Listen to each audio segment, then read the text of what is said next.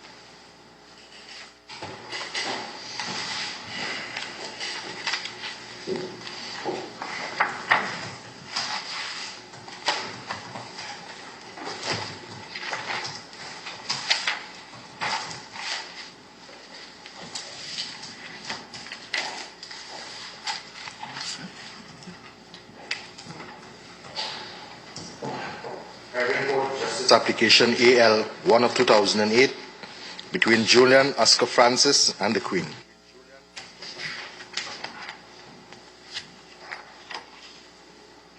Please, Your Honours, my name is Brian Weeks, and I appear in this matter on behalf of the applicant, and with me is my learned friend, Mr. Sacha Kissoon. Thank you, Mr. Weeks. If it pleases Your Honours, I appear on behalf of the respondent, and leading me is my senior, Mr. Charles Leacock. My name is Alston Seal, and leading me is my senior, Mr. Charles Leacock, QC. Thank you, Mr. Seal.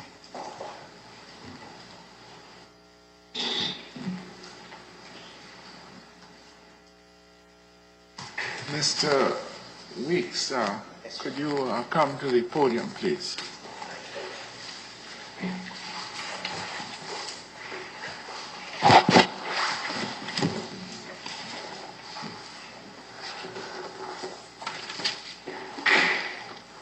Good morning, Your Honours.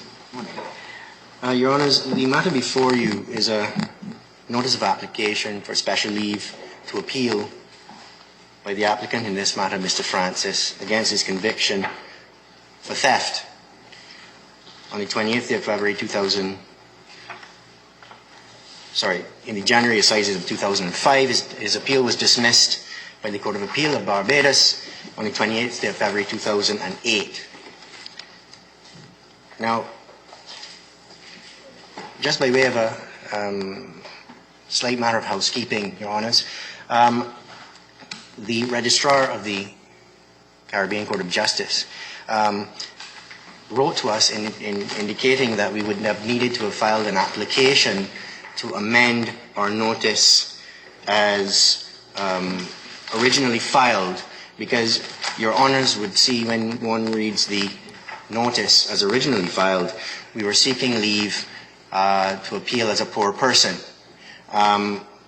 As in our mistaken view, that it was a subset of the overall application. Our error was drawn to our attention by Ms. Pierre, and we then filed a notice seeking this court's leave to amend the notice of application.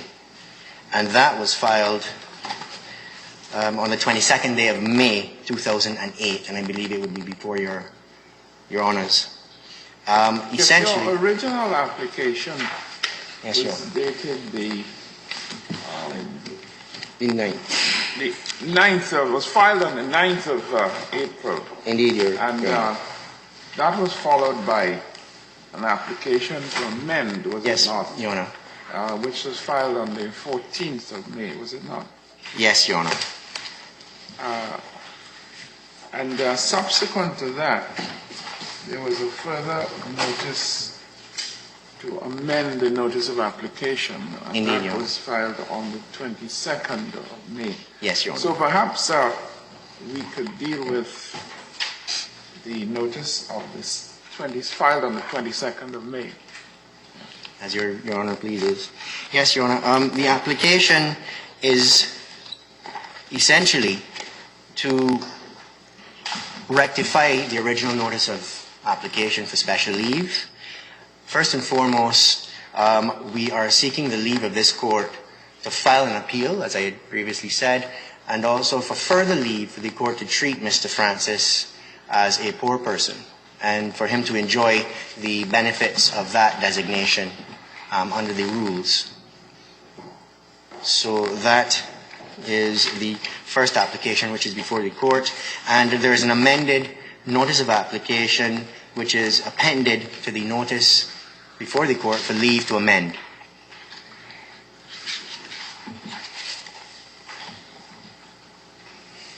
And your lordships would see that the amendment is set out in red ink. There are parts that are struck out, and there are inclusions on the second page set out in red. And we are just seeking the court's leave to amend our notice in this form. Is there any objection on the other side? None, Your Honor.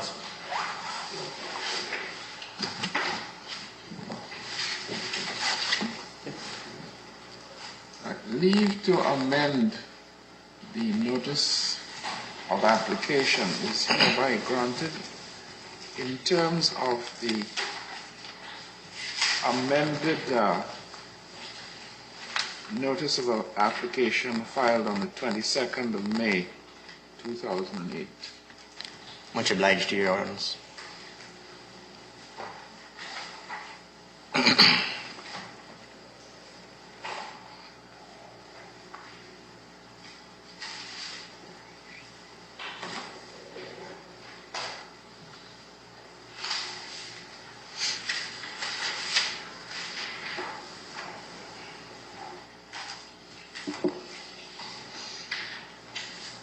Yes, please proceed, Mr. Yes.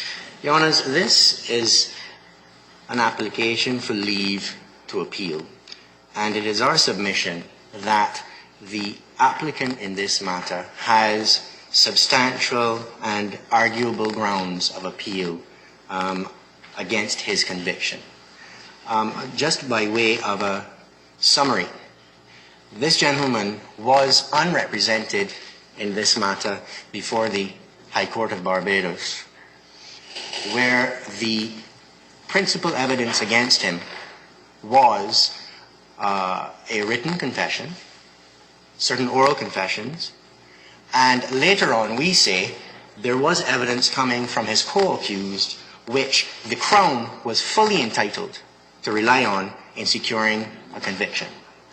Our chief complaint with the conduct of the trial and the manner with which the Court of Appeal of Barbados has dealt with the issues are to some degree summarized in the notice which we have filed. Now, one of our grounds is the fact that the trial judge in this case did not exercise his discretion under our Community Legal Services Act at all, notwithstanding the guidance which had been provided to the High Court of Barbados in a case called Cumberbatch and the Queen, where the Chief Justice of Barbados set out quite succinctly what the duty was and how a trial judge should set about exercising his discretion in a matter. But didn't this matter come before the Chief Justice? He is the one who gave the ruling in the Cumberbatch case. Indeed, it was the Chief Justice, Sir David Simmons. Our complaint with the manner with which the Court of Appeal of Barbados dealt with this particular case under the Community Legal Services Act is that the Court of Appeal in this matter seemed, in our humble submission, to expect of an unrepresented accused to know of his right to make an application to the court for legal aid.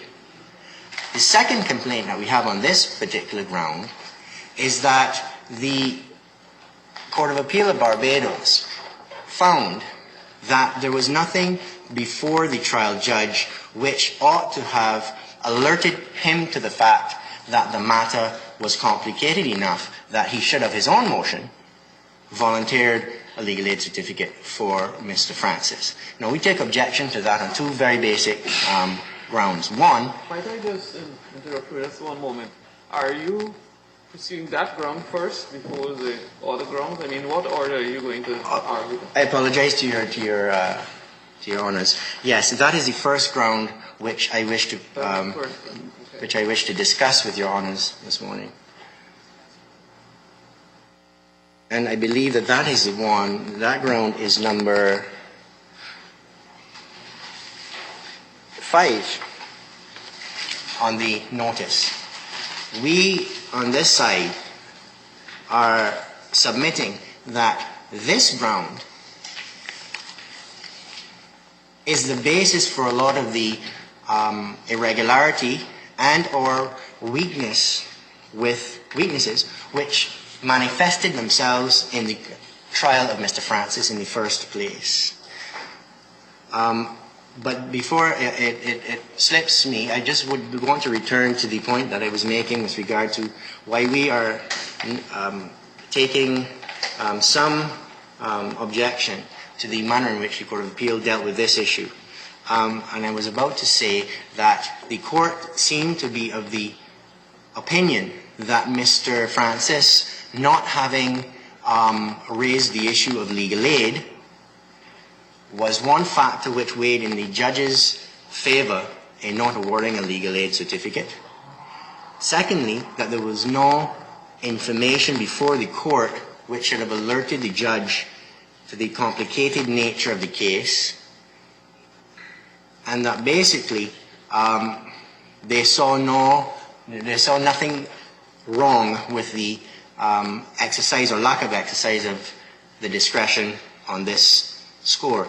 Now, we say basically that Mr. Francis is not an attorney. He did not know of his right to raise this as an issue. And secondly, we will argue that at any stage of a trial, a judge has the discretion under the Community Legal Services Act to make a legal aid certificate available to an accused person. Now, the reason that we say that that is particularly of importance in this case is that even if the Court of Appeal were correct, and we do not concede that point, that there was nothing in the documents before the court to indicate that this was a potentially complicated case. When one reads the transcript of the actual case itself, there is actually an instance where the trial judge, in his effort to assist Mr. Francis, actually tells Mr. Francis, "I'm trying my best to assist you, Mr. Francis." And Mr. Francis replies, "Your Honor, I need help in this matter." The record is replete with instances where Mr. Francis begins to make speeches, and he has to be constantly reminded by the court that his role is to ask questions. It was, in our submission, evident that Mr. Francis, while he is not unintelligent, was not capable of dealing with the issues with which he was confronted. But now, can you walk us through the Community Legal Services Act and show us where you say that the judge has that right or duty to assist the litigant in this way? Your Honor, you crave the court's indulgence for... just get the authority. As far as I understand it, there are two types of offenses listed in the Community Services Act, Legal Services Act. One is scheduled offenses and certified offenses. Now, a scheduled offense is an offense in the first schedule, Part 1. Indeed, Your Honor. And that includes certain specified offenses. Indeed, Your Honor.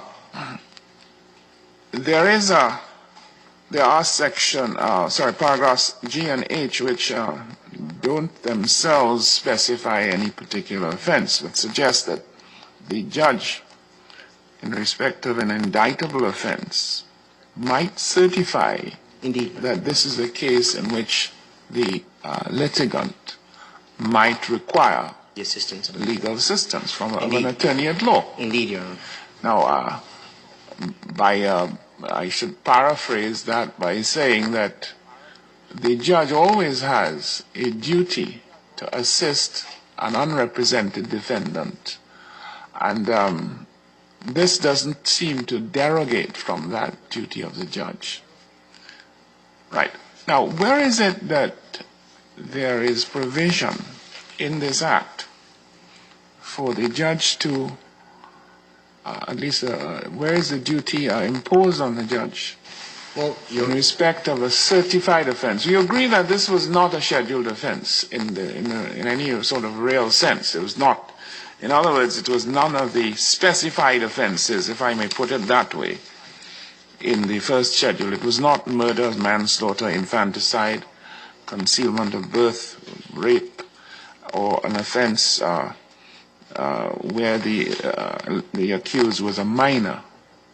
So that we're talking probably about G or H, but where is it that the Act allows or imposes that duty on the judge to offer a certificate?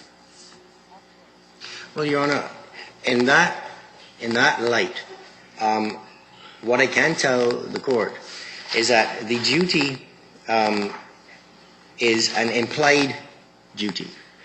The court has the jurisdiction under G and H of the schedule, as Your Honor has quite rightly pointed out, that when an accused person comes before an assize court, the court having this jurisdiction to assist an unrepresented person, the trial judge must, we submit, under this Act, because he has the jurisdiction, consider all of the relevant considerations. Yeah, but doesn't the judge's jurisdiction have to be invoked by an application? Where does it? Isn't there a provision that says that that an application for a legal aid certificate may be made? I mean, is there not a provision that you have to invoke that jurisdiction by an application? No, I do not believe that to be the case, Your Honor. Yeah, but can you demonstrate that by reference to the Act?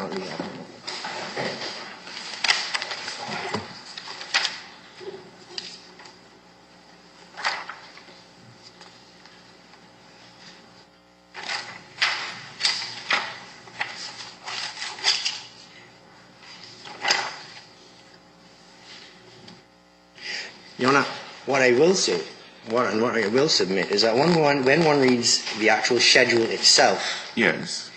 at the very beginning of it, it says matters in respect of which legal services may be provided on the grant of a legal aid certificate. I do not believe, speaking subject to correction, that the actual substantive provisions of the Act actually set out that an application actually has to be made. Well, Normally does it not say, notwithstanding sections 17 and 18, notwithstanding anything contained in this Act or the regulations, but subject to section 20, both 17 and 18 begin in that way. And the next phrase is, an application for a legal aid certificate may be made. So that, and what goes on to say, by or on behalf of a person, in one case charged with a scheduled offense, and in the other case 18, by or on behalf of a person convicted of a scheduled offense. So that that suggests to me, just speaking for myself at first impression, that suggests to me that an application has to be made. Now, the other difficulty I have is that it talks about a person charged with a scheduled offense. in 17 and a person convicted for a scheduled offense in 18, strictly speaking, it doesn't deal with a certified offense. Well, Your Honor, the way that I would deal with that is that G and H are scheduled offences. All right? They're all dealt with as one overall group. Yes. And so once a judge or an application is made to a judge pursuant to 17 or 18, Yes. then assuming that it is a matter which is not an identified matter, such as murder, manslaughter, or rape, the judge then embarks on an investigation into the matter. What we say is that the law is not so limited, or his jurisdiction ought not to be circumscribed where a person unrepresented comes before him in a matter particularly which has started and which it becomes apparent to all concerned that the accused person genuinely struggles with the legal issues which confronts him in his case. What we submit is that there is then a duty on the trial judge. Yes, but Mr. Weeks, it doesn't actually say that. Remember, you're dealing with a statute and a criminal statute.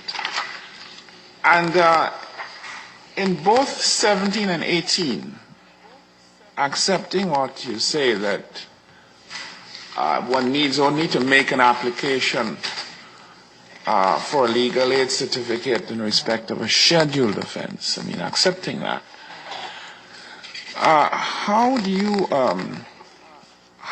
arrive at the conclusion that there is a duty on the judge without an application, without any application invoking his power to grant a legal aid certificate, for the judge to certify that this particular charge is a certified offense, and therefore I need to take into account certain considerations. Now that's the difficulty I have. How does one get there? I mean, perhaps you could assist me in that way. Your Honor, what I would submit is that the duty that we submit, that is incumbent on the judge to exercise, is this: even if he doesn't make the certification of his own motion at the first instance, surely in a case where the complicated nature of the matter manifests itself, he should at the very least, make the accused man aware of his right to legal aid. Does he have a right? Or what he has, Your Honor, is the right to the protection of the law. And if you have a judge in an assize matter which manifests itself to be complicated, genuinely complicated. How is that manifested? For instance, I'm sure you're going to say once a voir dire is involved, that is one manifestation of it. Does it mean that you're imposing on the trial judge, in every case where this arises, the duty to inform the accused, well, look, I'd advise that you apply for legal aid? I mean, it's a duty which you are imposing on the trial judge, which, to my mind, is quite onerous at this stage. Well, Your Honor, what we would submit is that it not necessarily in every case, but surely, particularly in cases which have already started, and in which, to use your Honor's example, the issue of a voir dire, when it becomes manifestly obvious that an accused man is facing a situation where he's dealing with a professional witness, like a police officer, who is saying that he made certain statements, who is saying that he signed a written confession a lot of the time. And in what makes this case particularly interesting, we submit, is that this was a case where there was only one police officer who came to court. The Crown, for whatever reason, could not find the supporting officer, and actually chose, the record reflects, not to call him even if he was available. Well, you say even if he was available. Why do you say that? Because it is reflected in the record, Your Honor, Yeah, that can the you show judge... us where it's reflected?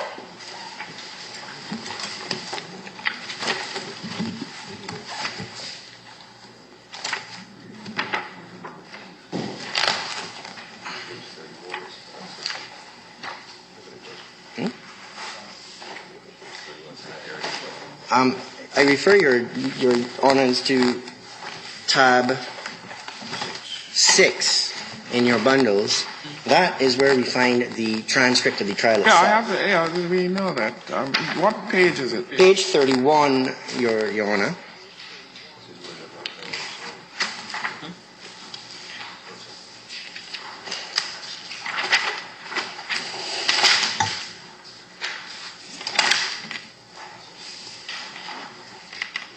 What line?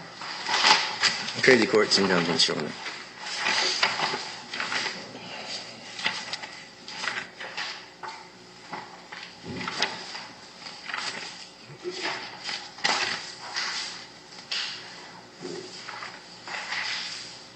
Page 31 sets out the statement.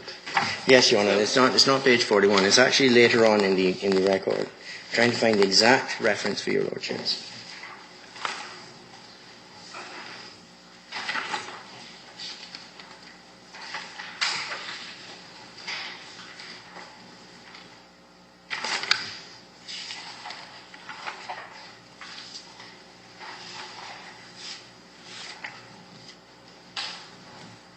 Well, could you proceed in the meantime? I'm sorry, Your Honours. Page 43. Your Honours, it's at page 43, my learned 43? junior. 43. 42? 42 into 43, Your Honours.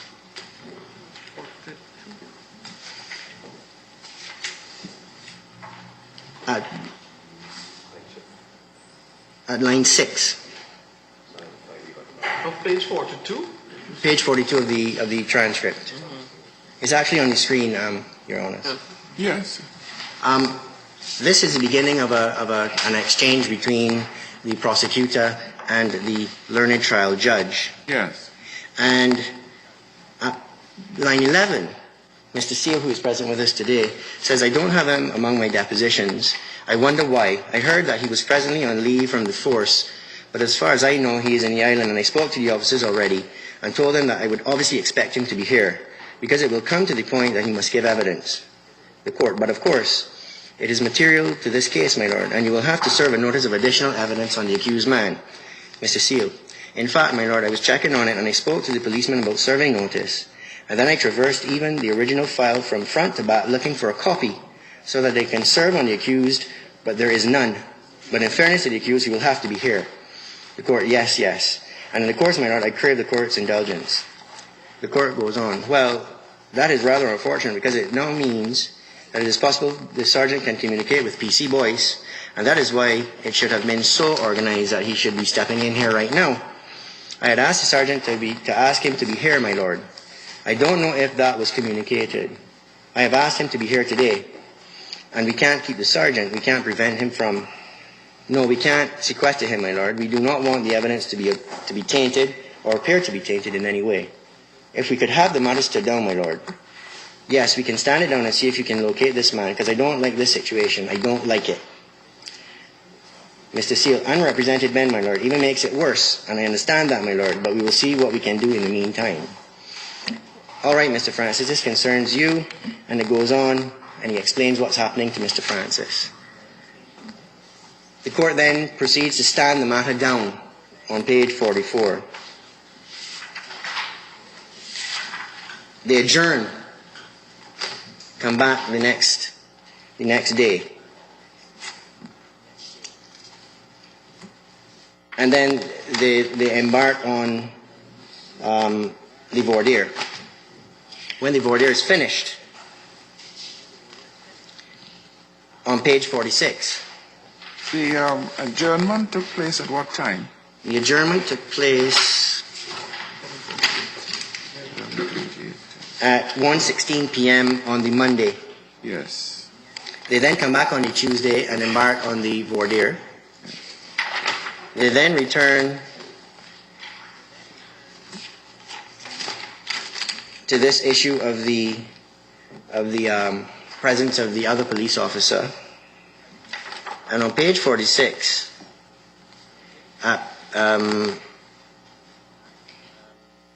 beginning at line 1, where the prosecutor, Mrs. Seal, says, "It is wholly within your province, my lord. Therefore, it would be necessary at this stage to close the evidence for the prosecution with respect to the voir dire with the one policeman that has given evidence thus far, that being Sergeant Catwell.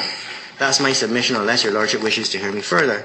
The court, "I am happy to hear that you have taken advice about how to proceed, because it was my intention this morning to ask you to justify to me how you could call a witness who did not give evidence at the magistrate's court. So I came prepared this morning to have you satisfy me that he could go on the stand. But nevertheless, that is now unnecessary." So the Crown itself took the decision that they were no longer going to persist in trying to locate this witness. They had a legal difficulty that, in fact, neither was Mr. Boyce on the back of the indictment, nor was he a witness who gave evidence at the PI. Indeed, Your Honor. I think that was the difficulty they had in any event. So that I don't know that you are saying that you said that even if he was available, they didn't want to call him. Well, The point is that could they have called him? Your Honor, this is where the presence of counsel for the accused man becomes relevant. Because I am sure that competent counsel would have insisted on this gentleman being presented to the court unless proper explanation could be provided. The reason being is that here you have an accused man alleging that he has been beaten to give a statement. One police officer, the one police officer who is accused of actually hitting him, is present in court. Yes, but did we, are we told that Mr. Boyce was in Barbados at the time? I don't think there's any evidence of that, is there? Well, what we do have, Your Honor, is the evidence of Mr. Seal saying that to the best of his knowledge, he was in Barbados. Yes, but is that a statement that Mr. Boyce was in Barbados?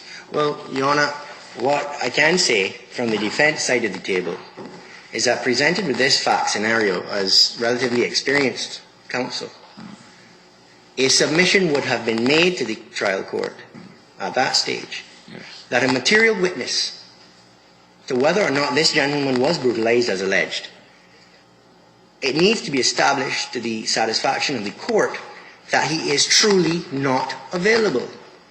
Well, That was not done here. Perhaps I see on page 42, around line 11, Mr. Seal really said that he heard that he was presently on leave from the force. But as far as I know, he's in the island, and I spoke to the officers already and told them that I would obviously expect him to be here. Is there evidence that they pursued this? Did they make strenuous efforts to ensure that he was available? Your Honor, Apart from that statement. to be perfectly honest, I do not know what efforts were made. I was not involved with the matter at that time. But what we can glean from the record I would submit is that the Crown eventually made a decision that they were going to proceed in his absence, notwithstanding the fact that the judge was going to give the prosecution possibly a hard time in allowing him to give evidence in any case. But what we are submitting is that this is the type of issue that an unrepresented person, not knowing the full legal ramifications of the absence of this witness, could possibly have had on the conduct of his defense in the voir dire itself and also in the trial which would have continued before the jury. What is also glaring is that the judge, from my reading of the record, does not ask Mr. Francis whether or not he is satisfied to proceed in the absence of this police officer. Because this police officer was a material witness who, by his signature on the confession statement, would have been prima facie saying, possibly, no, you weren't beaten. But then there's the other issue as to why he has not ever made himself available, ever. No police statement, no evidence of the PI. Mr. Weeks, I don't think the court can prescribe which witnesses are to be called. The non-calling of a witness might in some cases affect the weight of other evidence. But the fact is that, you know, evidence in our jurisdiction, in the Barbados jurisdiction, is not counted, it's weighed. So that to have 100 witnesses saying the same thing doesn't really help. The question is, what is the quality of that evidence? Indeed. And you quite rightly said that Mr. Francis doesn't anywhere allege that someone else beat him other than Sergeant Cantwell. So that it is not as if he was suggesting, look, there's another police officer who took part in this, and we'd like to hear him, you know. So that really all you have is an accumulation of evidence which presumably would have gone one way, that, you know, two witnesses saying, well, no, you were not beaten. At the end of the day, that doesn't improve anything. You have to still decide, do you believe the officers or do you believe Mr. Francis? Indeed, Your Honor. But that coin has another side. What if, let me start again. Surely, if an accused man is alleging that one police officer struck him and brutalized him, Yes. a second police officer's signature appears on the statement. That police officer has never given a statement for the police file, did not make an appearance at the preliminary inquiry, and did not make himself available. Well, he was for the not trial. on the back of the indictment. I I don't see how he could have given evidence at the trial. I mean, I certainly... Well, Your Honor, unless, of course, there was some permission to lead additional evidence. Your Honor, what we are saying from the defense side is that it is conceivable that the defense would have insisted on his presence.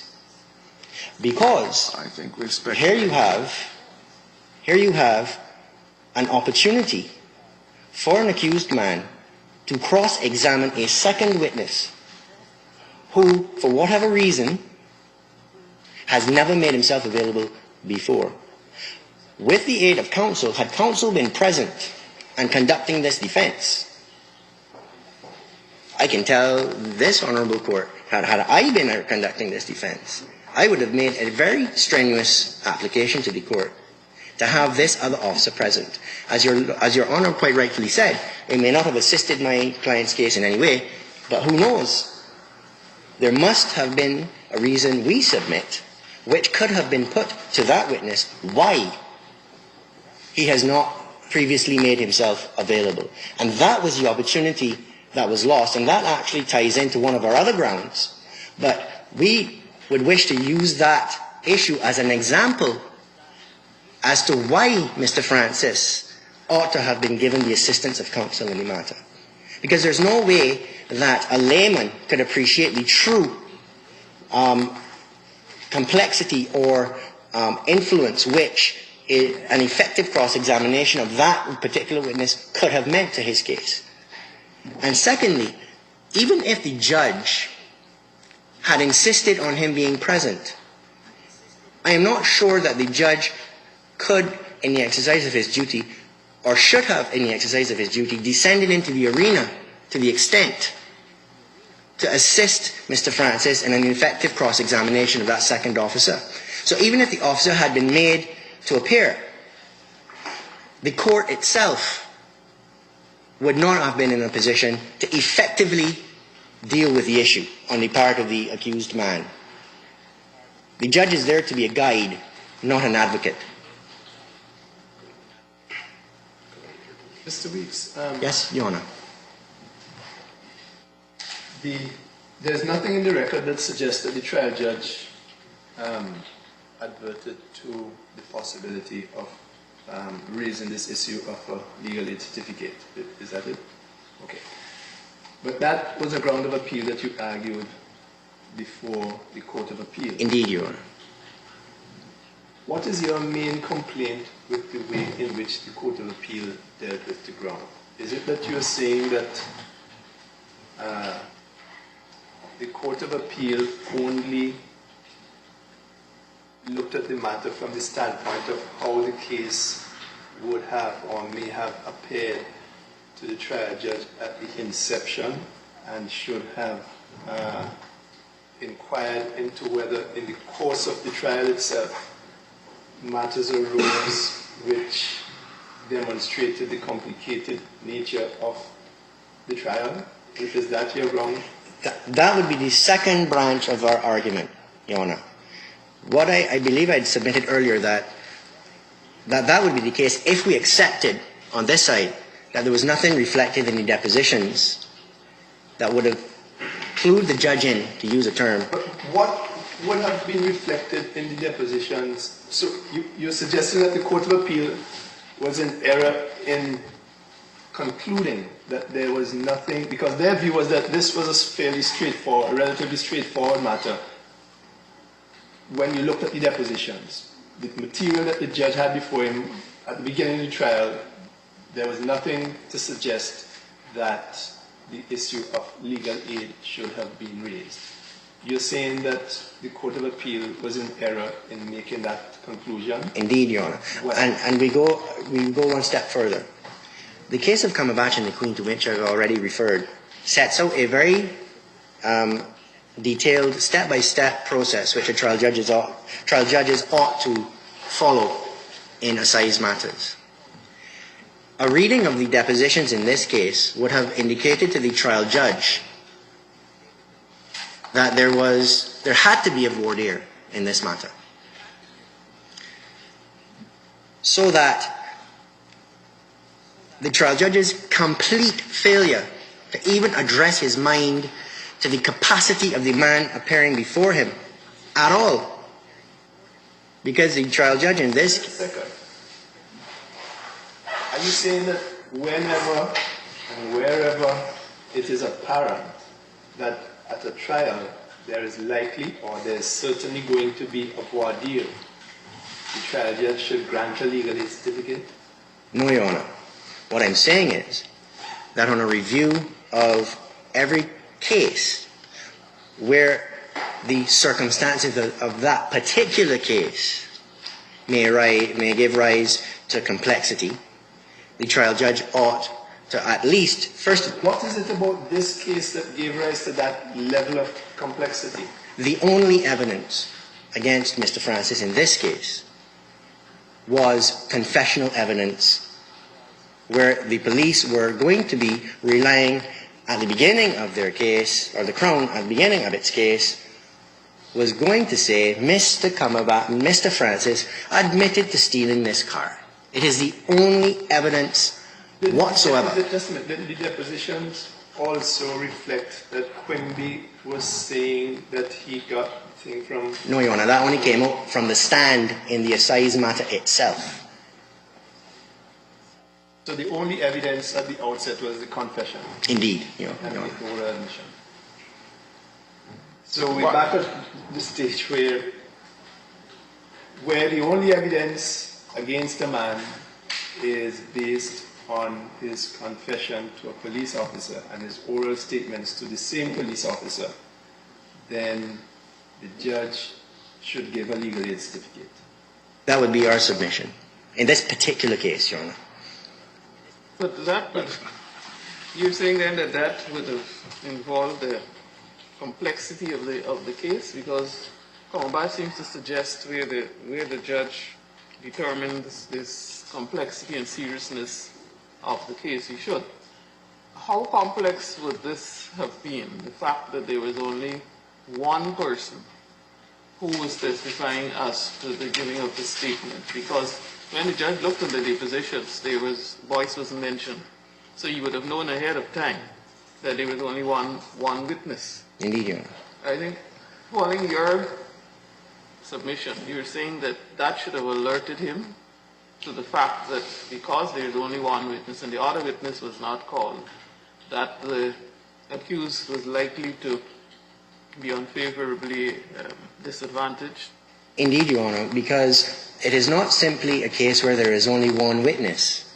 Here you have a professional witness, a police officer, well versed in giving evidence, giving the only evidence against an accused man who is vehemently denying making the statements alleged to have been made by him. There are legal issues involved. There's a lot of persuasion involved, first at the basis of whether or not the statement is admissible at all, and then secondly, convincing a jury that it is not worthy of belief. You practice a lot in criminal courts, Mr. Weeks? I have in the past, yes, Your Honor, not in recent years. And you would agree with me, well, I don't know, but certainly in the jurisdictions that I know, a lot of cases present in that same fashion. Confession evidence and a police officer to whom the confession is made, and the Crown is relying on that kind of evidence. It is not usual from my experience, and as I said, I have not practiced at the criminal bar now for maybe regularly for maybe 7 or 8 years. But what I can say is that the number of cases where I was involved or I knew of where the only evidence, there was nothing else at all, but a confession, were very, very rare. I can't recall any in my experience where the only evidence was a confession, because normally there's at least something else to tend to point towards the guilt of the accused man. But the reason that we're submitting that the peculiar nature of this particular case was that this accused man was confronting a sergeant of police, basically in a situation where if that evidence goes in against him, he is going to be convicted. You know, Mr. Weeks, some of them are not sergeants. Some remain constables all their lives, but they are very good. They know the onion, so to speak. Your Honor, just by way of an aside, I know this particular sergeant involved in this matter. We went to school together. And he's one of the sharpest tools in the shed that you can come across. He's very intelligent. So he's a professional, highly intelligent witness that this accused man had to confront in this matter on his own. And as I previously said, I'm sorry, Your Honor. I'm sorry, I was about to ask whether you're satisfied that the trial judge warned the jury about relying on his Cutwell's evidence alone in the light of the fact that Boyce did not. Were you satisfied with the directions? We were not fully satisfied with those directions either, Your Honor, because to be fair to the trial judge, he did make an effort to try to point the jury in the direction, look, you know, there's only one man giving evidence for the Crown, and the accused man is saying that he didn't do these things and he didn't make this statement, but at the end of the day, it's a matter for you. You have to decide who you believe. But don't you think he went beyond the normal call of duty in giving those directions? I mean, he even went so far as saying that you have to look at that evidence with great care. And he repeated it several times. I thought that the judge went out of his way to give a balanced view of the case. And I think he, if I may just read what he says. What page is it?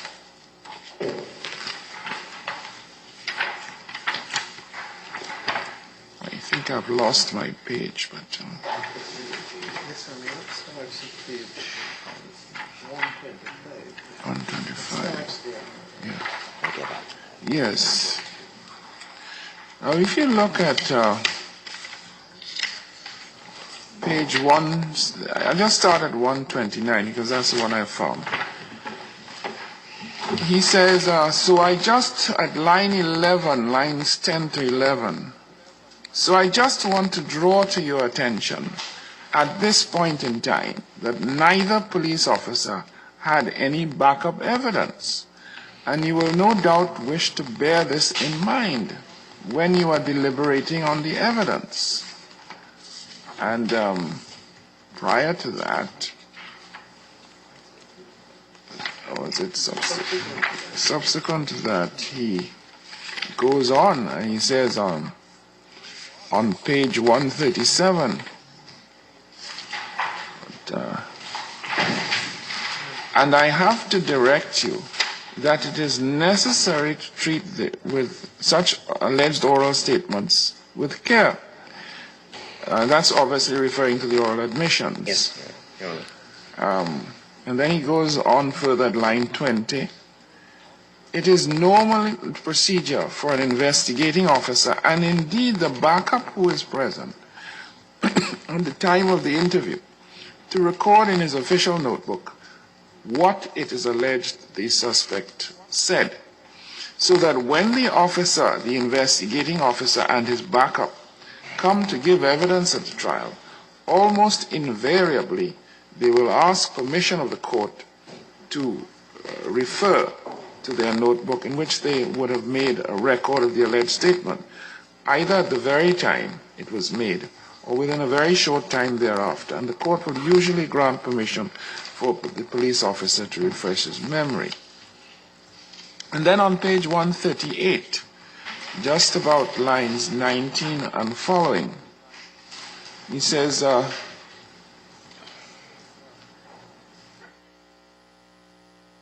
and that is why you must treat these oral statements with great care. That's again the oral admissions.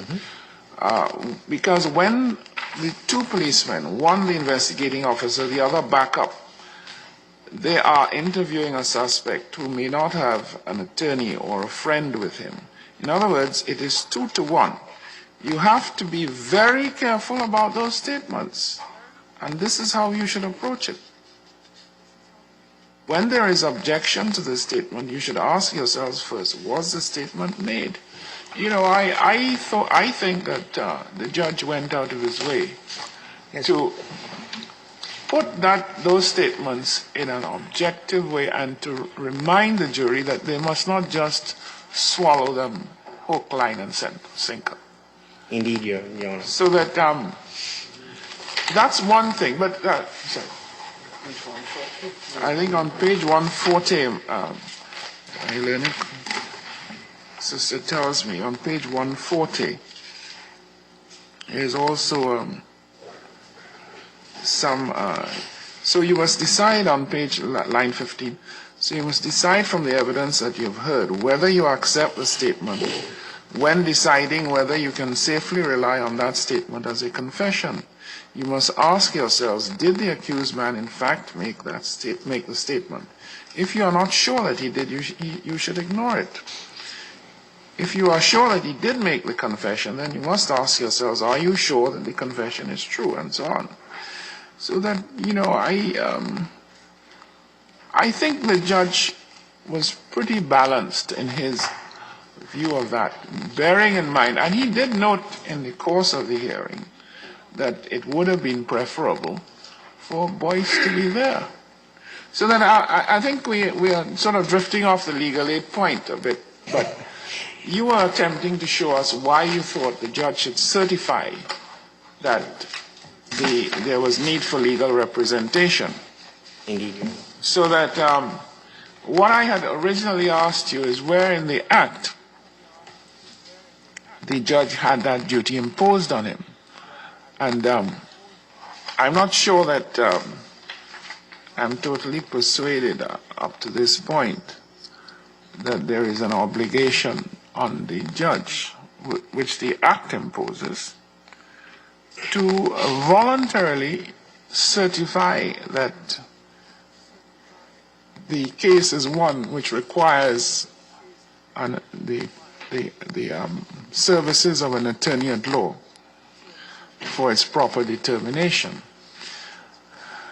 That's one aspect of it. And how do we, what is it that we're trying to do when we say that the judge should certify that there is need for legal representation? We're basically saying that in order for there to be a fair trial, the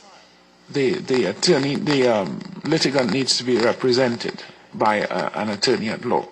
So that really, if you could have shown us how the trial would thus become unfair in this particular case, that might be one way of approaching the matter. Even if you didn't actually fully explain to us how the judge came to have this right proprio motu. And one of the things you were saying is that when you look at the absence of voice, when you look at the possibility of there being a voir dire, which would have been obvious from the start, that the judge should have certified. But I don't think you quite make the point that the trial became unfair. And that's why I referred you to the statements of the judge in which he actually tries to tell the jury that this is a case where you have to be very careful about those statements. Your Honor, two things on that score. Yeah. One, my learned friend has found for me a reference from the record. Yes. At page 36, lines 13 and 14. It's really the whole page, but I just want to focus the court's attention to why we are saying that there's a potential inequity here. Lines 13 and 14, the accused Francis says these words: "Sir, I ain't no big word man. I really ain't educated that kind of way." He's telling the judge that, I may not be a complete fool, but my education is limited. But the judge remarked that he has understanding. He has understanding. But having understanding for the purposes of life on the street and having understanding in a court of law, we submit are two different things. No, Mr. Weeks, every accused person who is on record, every late accused person is going to have difficulty following a criminal trial. Everyone. And the issue really is not whether Francis had difficulty. He had difficulty. The issue is whether it was incumbent upon the judge to issue him a legal aid certificate. Now, you're spending too much time on this issue. I want to know whether I have your very succinct submissions. You say, first of all, there's no evidence that the trial judge adverted his mind to legal aid at all. Indeed. You say a reading of the depositions would have indicated that there had to be a voir dire because the only evidence against the accused was confessions and admissions made to Catwell. Indeed. You say in that kind of case, the judge should grant a legal aid certificate. Indeed. You say the Court of Appeal erred because, one, they considered only the picture facing the trial judge at the outset, which picture, in your view, demonstrated the need for a legal aid certificate. And secondly, even if that picture did not demonstrate the need for a legal aid certificate, a trial is a fluid thing, and in the course of that trial, it ought to have been apparent to the court that a legal aid certificate should have been granted. And the Court of Appeal did not at all advert their minds to that issue. That is... Is there anything else you want to say on legal aid? No, Your Honor. Fine, let's go on. Your Honor, the But next...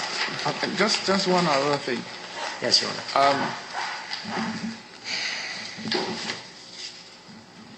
I think you've read the case of Hines, and Indeed, Your Honor.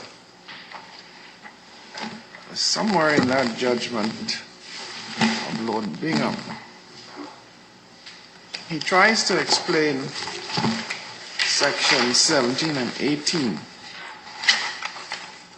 And he says at paragraph 8 while on a literal interpretation, certified offenses might also be thought to be scheduled offenses, since they appear in Part 1 of the first schedule, and the construction of Sections 17 and 18 pose some problems. It is plain that scheduled offenses conferring an automatic right to legal aid on those without means are those in classes A to F of Part 1 of the first schedule, and certified offenses conferring a right to legal aid only where the judge gives the necessary certificate comprise offenses in classes G and H. Now, that is an attempt to explain the difficulty that appears in the preamble of both 17 and 18. But I don't see anywhere there where it explains how come the judge gets this duty. Where does the duty arrive from? Where does that duty become imposed on the judge in respect of G and H? You see, the drafting is quite loose, really. I am not. I mean, I can see where an application is made by the accused, but I have difficulty in an application not being made and the judge having this duty. Well, you see, Cumberbatch was a case where, again, there was no application made, wasn't there, in Cumberbatch? speaking correct, subject to correction, I believe Cumberbatch did make an application for legal aid himself. So I'm speaking subject to correction. But what happened in that case, Your Honour, is that he then proceeded to say what he had told the police was perfectly true and correct. And the Court of Appeal then held that if that were the case, even if he had counsel, he would have been convicted in any event. So the absence of a legal aid certificate at trial. Yeah. Indeed, Your Honour. Yeah. So that in that case can be distinguished from this one. If Your Lordship will permit me, there was one idea that had occurred to me as I was listening to your Honour just now. The Court of Appeal in this case, in dealing with the legal aid point, says there was nothing in the record to prompt the court of its own motion. Yes. The Court of Appeal, it seems to be saying to me, had there been something in its opinion on the record, there would have been nothing wrong with the court of its own motion granting the certificate. I think that is really assuming too much, Mr. Weeks, with great respect. But going back to Cumberbatch, in the course of the judgment, the learned Chief Justice said he made no application, and having read the record of appeal, is referring to Cumberbatch, he made no application. Having read the record of appeal, we are not of opinion that the trial judge ought to have offered a certificate. That suggests to me that he was saying that in Cumberbatch there was no application for a legal aid certificate. And it also raises the difficulty about the offer of a certificate. So that that particular line I've had some difficulty with, and I just draw it to your attention. All right. Well, I think, as my learned colleague says, we've spent a lot of time on this particular limb of your application. Yes. Perhaps unless you want to say anything. Yeah. Could we move on to the next? Yes, one? indeed, Your Honour. As a matter of fact, I think we've canvassed quite a bit on one of the other grounds, namely the written confession as a subset of that particular ground. Yes. There are two other grounds which we say present an arguable position on the part of the applicant. And I would wish to start principally on the ground number 2, as set out in the notice. Now, Your Honours, in Barbados in 1994, the government of Barbados passed the New Evidence Act, which was modelled on the Australian Evidence Act. It brought with it a new set of parameters we submit for fairness and so on, in particularly criminal trials, and particularly where oral and written confessions are concerned, and the issues dealing with their admissibility. Yes. Now, Section 73... This is which one you're dealing with, the oral admission? Yes, yes, Your Honor. Oral admission. Yes. Yes, Section 73. Section 73, Sections 30 and Sections 145. Now, in our notice, we discussed in a little detail what we saw as the interconnection between these three sections of the Evidence Act. Section 73 requires that where a document is prepared of oral confessions or oral statements or admissions on the part of an accused man, that document itself is not admissible in evidence unless... Yes. Now, what happens in Barbados from time to time is that police officers come to court and give evidence of alleged oral confessions on the part of the accused man and are allowed to use their notebooks to refresh their memories. In the presence of the jury? In the presence of the jury. Our chief complaint in this particular case is that this police officer, when one reads the record, made the usual application to refresh his memory, was granted that leave, and then was allowed, without anything else, any further investigation at all, to proceed to read from his notebook. Section 30, is it Section 30? It's a relevant section, 30? Indeed, on the refreshing of memory. Okay. That permits you to read it aloud? It does, Your Honor. But this is where we have a difficulty. Section 73 is designed to protect an accused person from what has come to be known as verbaling. A police officer being able to come to court and say, well, you told me that you did this offence, and being allowed to give that evidence. Or to produce a document, such as a statement by the police officer, or indeed, in some circumstances, even his notebook, which then becomes a document if he's not available to give evidence. It can be admitted as an exhibit. Now, what we say is that if a police officer comes to court, makes an application to refresh his memory, and the judge does not inquire as to whether or not his memory has actually been rehabilitated, and then proceeds to read from the document, which itself would be inadmissible because of a lack of signatures, we submit that in so doing, it is an indirect violation of the protection given to the accused man under Section 73. But let's go back to the common law. There are two things. First of all, statements made upon arrest to a police officer are admissible, are they not? At common law. At common law. Is that common law in any way repealed, abrogated? As far as I am aware, Your Honor, where a police officer wishes to give viva voce evidence of what he remembers that the accused man actually told him, there is absolutely nothing wrong with him saying what the accused man said. Yes, and that's well documented by several old cases.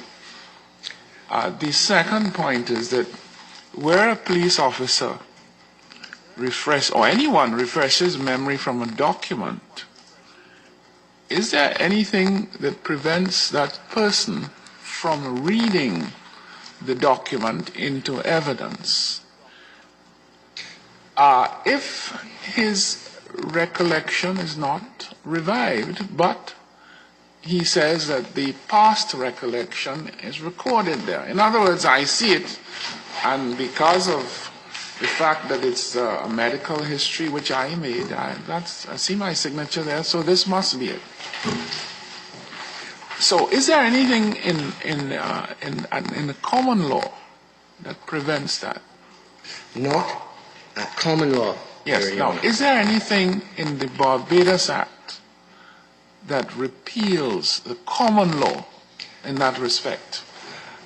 Our submission on this point is, Your Honor, when you read Section 73 and Sections 30 together, our submission is that Section 73 changes the common law in certainly one respect. And I think we have to take the argument one step at a time. Yes, yes. The common law, prior to the passage of this particular Section 73, would have allowed a police officer to put in a statement without the signature of oral confession. He could have prepared a statement, for example, if he were not available to give evidence in a matter, for whatever reason, and his statement alone with his signature could have been presented to the court as evidence, as a document.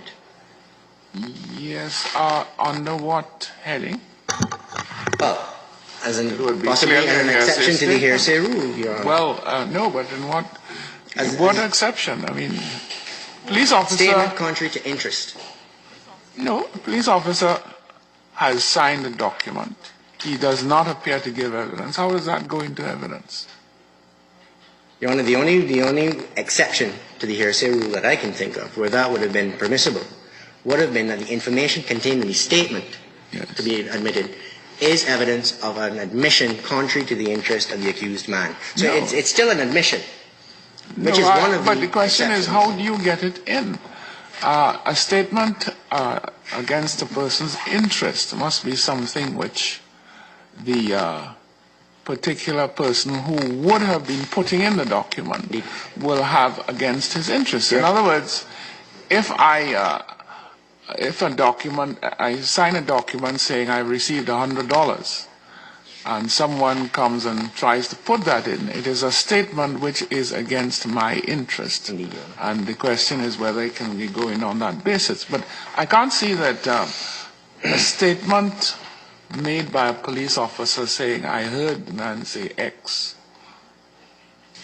is a statement against the police officer's interest. Not to cross, Your Honor, are you speaking at common law or as the position exists currently in Barbados? No, I'm talking about the common law. No. Common law, I could foresee some difficulty in that type of evidence. Yes. Yes? But I can tell Your Lordship what is the state of the law in Barbados at current under the Evidence Act. Well, I'm very anxious to know that. I'm sure the common law of Barbados is not different from the common law of Trinidad and Tobago or elsewhere. Save and accept, Your Honor, as to how it may have been amended or changed by the Well, that is by the Evidence precisely Act. where I want your assistance. Where do you say... Under our Evidence Act at the moment, Yes. there are exceptions to the hearsay rule, both in criminal and civil matters, Yes. where the maker of the statement is not available. Yes. So once the prosecution or the plaintiff or the defendant, whichever party lays the proper foundation, and the court accepts that foundation, Well, the that's a evidence different is admissible. No, what you have to say, the first thing you must prove is that the person is unavailable and cannot be made available. Indeed. So that I don't go there at all, because there's a precondition which has to be satisfied as a matter of fact. So that doesn't really affect the common law as of now, because we haven't dealt with that. We're not dealing with that situation. The question that I would like you to answer is, where do you see the common law abrogated by anything in sections 30 and 73? Presumably that would have to be done by an express provision. When one reads Section 73, Yes. Your Honor, it is plain that it is intended to provide protection to the accused person, or the person charged with an offense. Yes, Right. I have no doubt about that. Right. Yeah. So that where a police officer who has not demonstrated to the court under Section 30 Yes. that his memory has actually been revived is allowed, pursuant to that section, to read verbatim from his notebook What we say is the difference between submitting that document into evidence and to hearing somebody read what is contained in the document. It's the same evidence. But how do you account for Section 33? Where a witness has, while giving evidence, used a document to refresh his memory about a fact. The witness may, with leave of the court, read aloud as part of his evidence so much of the document as relates to that fact. Right. What we say to that, Your Honour, is that under Section 145, where there is a discretion in the judge as to whether or not to allow this witness to do exactly what Your Lordship, Your Honour has just described, the judge has to take into account in the circumstances of the case the importance of the evidence and the effect, we say, on the overall possible outcome of the trial. So it's not simply a situation we submit where a witness can come and say, well, I don't remember, I've made this note contemporaneously, may I now be allowed to read from it? We say that particularly in a criminal case where the judge has not satisfied his or herself that the person's memory has not actually been revived, where the evidence to be given is an oral admission where no initial is to be found of the person alleged to have made that oral admission is present, the judge ought to, in those circumstances, consider whether or not, in fairness to the accused person, the police officer or any witness in that circumstance ought to be allowed to read from the document because of the inherent protection designed by Section 73. We say it's an indirect violation of the protection guaranteed by Section 73. Well, may I say this, that a document used to refresh memory may or may not be an admissible document in evidence. And very often, a document used to refresh memory is inadmissible. And by nature it is inadmissible because it's a previous consistent statement. So it's not admissible. So a man comes and he reads, as he's entitled to, from a document which he says is contemporaneous. He's made it himself, and that there's no real possibility of concoction and so on. So he is allowed to read from that document. And I don't know any case where the judge has to say, look, here is your present memory revived, or is it your past recollection recorded? Because, you know, in civil cases particularly running down cases, personal injuries cases, the medical witness comes and he says, yes, I attended to this person, I made a record, I have the medical history, this is what I prepared, and he simply proceeds to read the record of what he wrote at the particular time, sometimes 5-10 years later. He doesn't remember a thing about it. But it's his past recollection recorded. So he trusts that as recording what happened at the relevant time. I don't know any case where he is asked, well, look here, is it your present memory revived? And even if he did, what's the effect of it? Yes. He can read it from the document used to refresh memory anyway. With respect, Your Honour, Section 73 is a specific section. Yes, and what I'm asking you to zero in on is how do you say all that common law was swept away by Section 73? Section 73, Your Honour, made the document itself completely inadmissible. That's the first statement. Completely. Yes. Without the initials, it is completely inadmissible. Perfectly admissible with the statement signed or initialed and the proper foundation laid if the witness is not available to give evidence at the trial. So it's an admissible document in and of itself if certain things are done. And our argument or our submission on this point is that Section 73, 30 and 145 brought a new statutory position to Barbados where a judge has to weigh all of the circumstances of a case. In a criminal case, where an accused person is saying, I did not make that statement, never said it. A police officer who prepares a document, says he can't remember, and then is allowed to read the information from that same document, which would have been inadmissible. And I think we would submit, Your Honours, we would submit humbly that the intention of the Act, of the section, cannot be ignored. Well, the protection is important. Yeah, Mr. Weeks, I'm quite sympathetic with what you say, but, isn't it better to say that the Act was probably badly drawn? Well, I mean, I still don't see anything there that suggests that you cannot refresh your memory from an inadmissible document. Mr. Weeks, I just wondered, as a matter of practice, what happens in those circumstances when the police officer or witness asks to refresh his memory and points out the relevant section?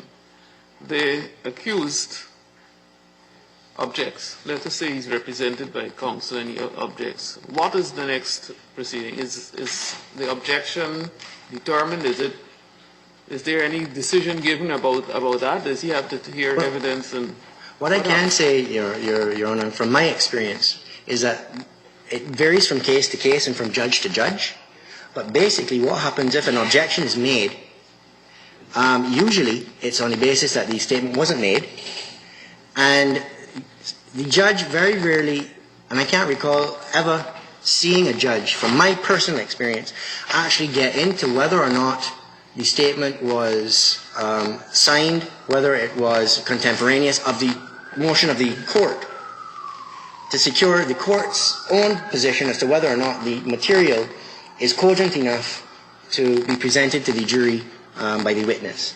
What usually happens is that in the vast majority of cases, this issue involves professional witnesses, policemen, come to say, well, I took an interview, I took a note, I made it at the time, and so on and so forth, and themselves lay the foundation without a question being asked by the prosecutor. The judge, 99 times out of 100, is satisfied that that is good enough, and the witness reads from his or her notebook. And I can tell your honours that from my experience, I have been in trials where the police officers have got the initials and signatures on their notebook. Here it is. I got him to initial it. And the judge says, oh, that's wonderful, proceed to read it. Was there anything to prevent him from getting that initial? The police officer? Nothing at all as far as we Was know. there anything to prevent him from refreshing his memory before he gave his evidence? No. But you refreshed it in the presence of the jury and read from the document in the presence of the jury? Indeed. That, Your Honour, is precisely what the gravamen is of this particular submission. There's nothing that... 145 impact on this at all? Section 145 in our submission puts the onus on the judge to consider the importance of the evidence and the overall circumstances of the case before he allows the witness to proceed. There's no evidence of that here at all. None. so the practice is in Barbados that all this evidence is given in the presence of the jury. Usually on the... I'll speak subject to correction, and my learned friends from the other side will correct me if I'm wrong. Voir dires are normally properly conducted where written confessions are concerned. Oral confessions are largely done in the presence of the jury. My learned friends will correct me if I'm wrong on that score. As I said, I've not practiced extensively in the criminal courts at first instance for quite a while, so I can only speak to what my experience was at the time when I did a lot of those matters. And of course, practice changes from time to time as you go on. Is it your point that since there was an oral admission which amounts to a confession, that there should have been a voir dire, and that if there had been a voir dire, there would have been no question of the refreshing of memory in the presence of the jury? What I can submit to your lordship is that at the very least such an exercise should have been carried out, because there is a discretion to be exercised which Section 145 says you have to consider this evidence in the context of the case, and the importance of the evidence is a relevant issue. We don't know what the judge would have done or what decision would have been made had that exercise been embarked upon, because it wasn't. But, there was no real challenge to the oral admissions, was there? I mean, did he say that he was beaten to make the oral admission? He did say that. He didn't say it. It wasn't his. He took formal objection to it. No, I didn't say anything at all. Nothing. So that, how would the judge have known that he should have held a voir dire on this? Not to be flippant, Your Honor. Well, if he says he didn't make a statement, that is a question of fact, isn't it? But I see at page 27, the court asked him whether he was objecting. Specifically where? And he says, I want to know if you're objecting. And he said, yes, sir, because I did not make them. Yes, line 11, page 120. Page 27, line 11. Line 11. Yeah, but that goes only to the question of fact. You don't hold a voir dire on a factual issue. Well, you're not holding a voir dire on that issue, Your Honor.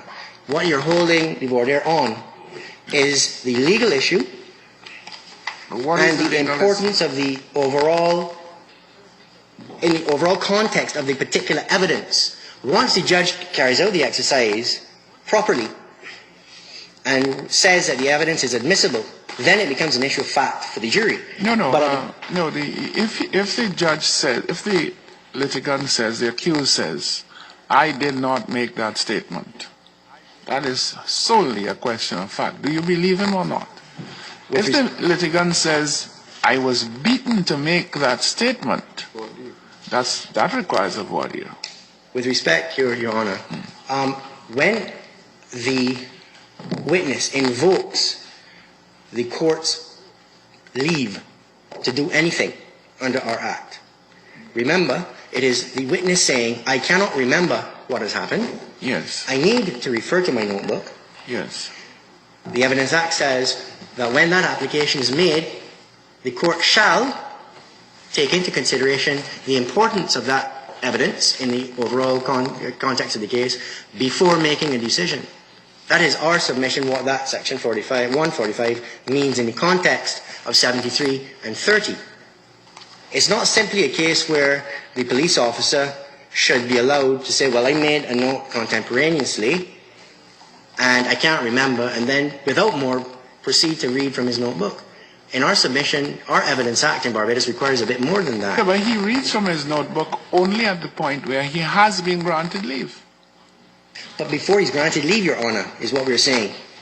Before leave is granted to read from his notebook, the court ought to be exercising its judicial mind to the issues before it, one of which, had counsel been present, there are no initials there, and my client is saying he never made these statements. Yes, that's inadmissible evidence. Yeah, but, I go back to the point that one is allowed, has always been allowed to refresh memory from a document which is basically inadmissible.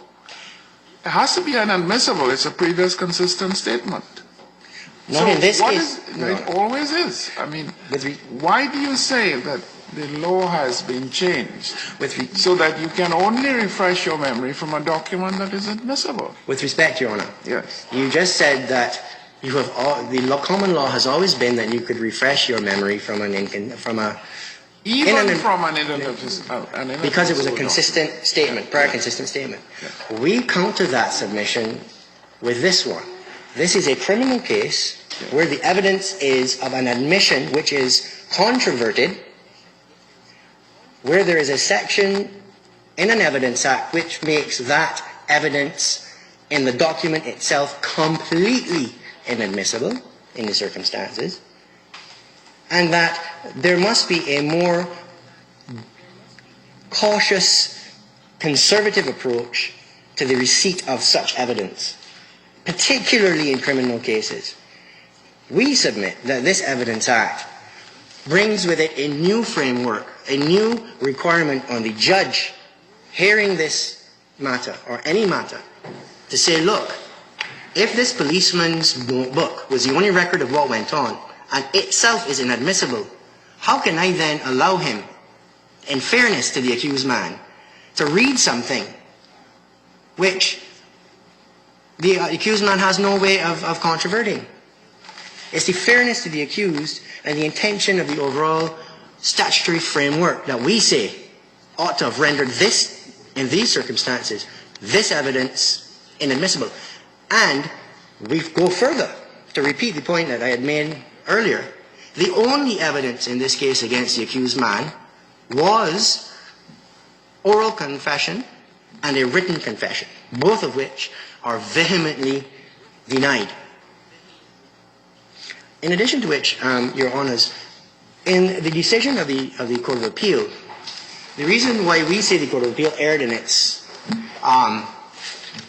approach to this matter is that they held at page, I have it in the reference in the Notice of Appeal, Your Honours.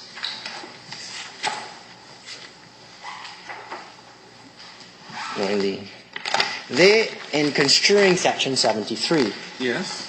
actually held that, in their opinion, Section 73 now didn't apply to notebooks, but to transcripts and such like, which the Evidence Act itself says is expressly not made reference to. So I don't know. I think that's at paragraph 38, at page 23 of the judgment. So I don't know what context the Court of Appeal was using to analyze this particular ground of appeal, because it would seem to me that they nowhere considered that a document such as a police notebook was even relevant to this submission, and therefore we have no choice but to take them up on their finding on this ground. Because a document is defined in our Evidence Act quite clearly, and we would submit that a document such as a police notebook falls fairly and squarely within that definition. So that we say that this ground, if for nothing else, must be ventilated fully in an appeal where all of the relevant case law from the jurisdictions which have this particular evidentiary framework should be explored, so that we can see exactly where the law in Barbados stands on this point. Yes, assuming that we allow you to argue this point, how does it impact, how would it impact on the appeal, the outcome of this case? Well, my Lord, I'm sorry, Your Honour, should you allow us to argue this particular ground, we say one of the three pieces of evidence against Mr. Francis goes through the door. That is the oral confession. You're now left with two pieces of evidence, which we say they're cogent arguments on appeal to this court why that evidence ought not to be allowed to sustain a conviction. So, should we be successful on this ground, that strikes one piece of evidence out. There's then left the written confession, which we say, and I'll have to touch on that briefly because I didn't fully ventilate all of the issues on that particular ground. And then there's the evidence of Mr. Quimby himself from the stand. Well, Mr. Quimby's evidence, what has that got to do with this? Pardon? What has Mr. Quimby's evidence to do with this case? Well, I'm glad Your Honour asked me that, because I can proceed to deal with that point. No, because you see, Mr. Quimby is talking about receiving a vehicle, a stolen vehicle, from Mr. Francis. He says, I got it from Francis. This charge that Francis is on stealing a vehicle.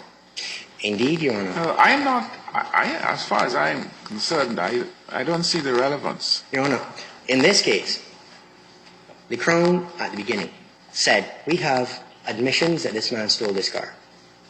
That was the Crown's case. Yes. Mr. Quimby gets on the stand and says, Mr. Francis, you are the person that handed me this car. Yes. The car was stolen. But precisely what I am dealing with is proof that the car was stolen. So I'm dealing with the pre-Quimby statement, not so much with Mr. Quimby's statement. No, Your Honour, with respect.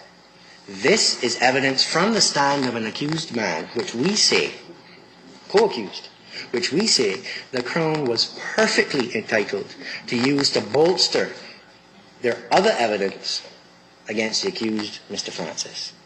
It is a piece of circumstantial evidence where you have a co-accused man saying, "You are the person who gave me this car. It turned out that the car was stolen." That by itself will not make Mr. Francis guilty of this offense. Not by itself, Your Honor. But if a jury, finding itself faced with a situation where, as in this case, an accused man is saying, "I was beaten," to give a confession, where one police officer comes to give evidence, and they took the judge at his word, very careful with this evidence.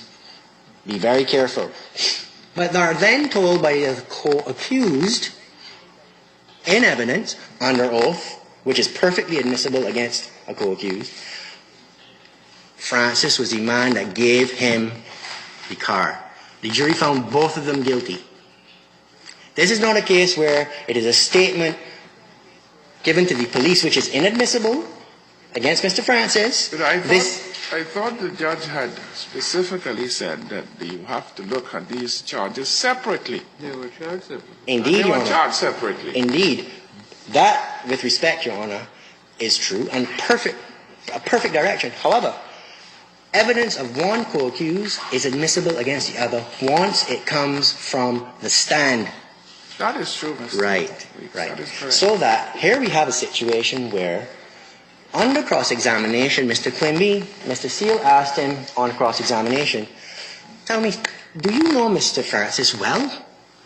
And he says, "No, not really well at all. I only know Mr. Francis from seeing him around as a jet ski operator in circumstances where there was a handover of a car at night. Lighting must have been an issue. We say that this, under the Turnbull situation at common law, and under the..." Under Turnbull now. Indeed, Your Honor. Well, what are we dealing with now? This is, I had gone on to deal with the evidence of Mr. Quimby, the identification evidence. So you are dealing with the identification Indeed, point now. indeed, Your Honor. Is it correct to call Mr. Quimby a co-accused? Well, they Because were... Mr. Francis was charged with one offense, he was charged with another. It happened that the two were heard at the Together. same trial.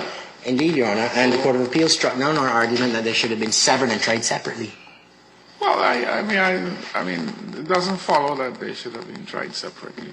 But They were charged with related offenses on the same indictment. Indeed. That's not unusual, is it? Where- Particularly with stealing and receiving.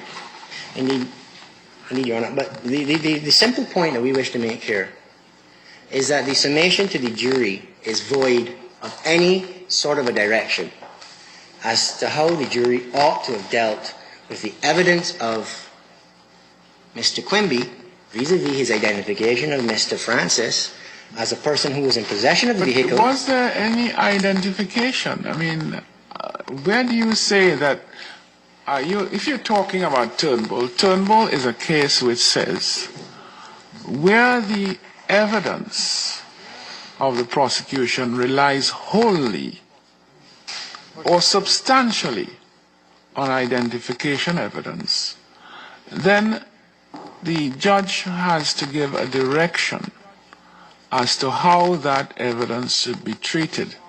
And he only does that if the defense make a challenge as to the identification.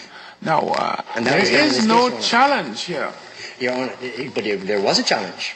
Because To the evidence you referred to? Is there a challenge? On cross-examination Yes. of Mr. Quimby by Mr. Francis, he put it fairly and squarely to Mr. Quimby, "It was not me, I do not know you, and furthermore, I was not even present, I was elsewhere drinking rum and singing karaoke."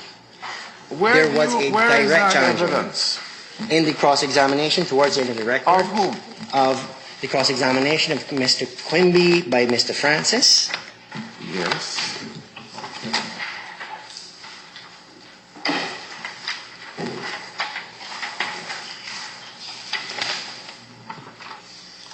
You say that's a challenge to the identification?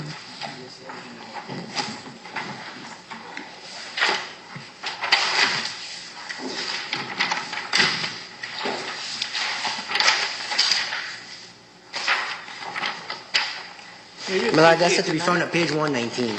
I apologize. 119. 119. The cross-examination by accused Francis. Yes.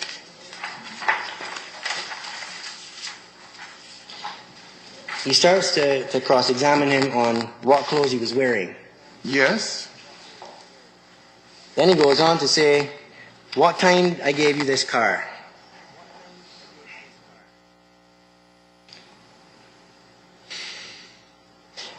At line 21 by accused Francis, question. So I drove this car, you don't know you, and gave you this car. This is what you're telling the court? Give, sir? No, you didn't give away things like that, sir. I don't receive things like that free. But Mr. Weeks, this is cross-examination.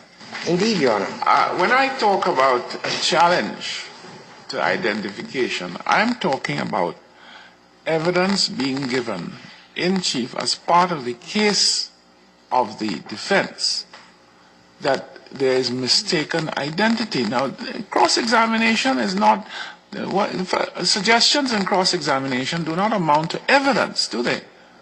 Is this evidence? Indeed, Your Honor.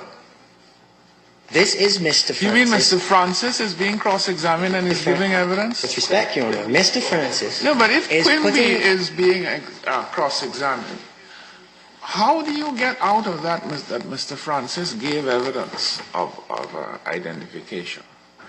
Mr. Francis didn't give evidence of identification. Well, exactly. Well, Mr. Quimby did, Your Honor. So where is Mr. Quimby's evidence that you are relying on? Mr. Quimby's evidence... No.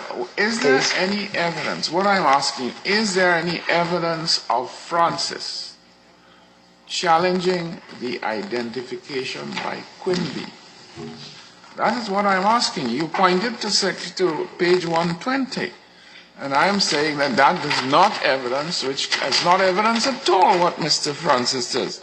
He says, I don't know you. But in fact, had he been a counsel, he would not have been allowed to say that. I didn't understand the last thing you said, Your Honor. I said, had he not been counsel, he would not have been allowed to say that. Because counsel doesn't make gratuitous statements like that in cross-examination. It's not evidence. And similarly, the suggestions which counsel puts to a witness are not evidence. Similarly, the same rule applies to suggestions put by a lay cross-examiner. That cannot be evidence. Your Honor, our submission on this point is very simple. Well, I crave the court's intelligence. What page? 123. What line?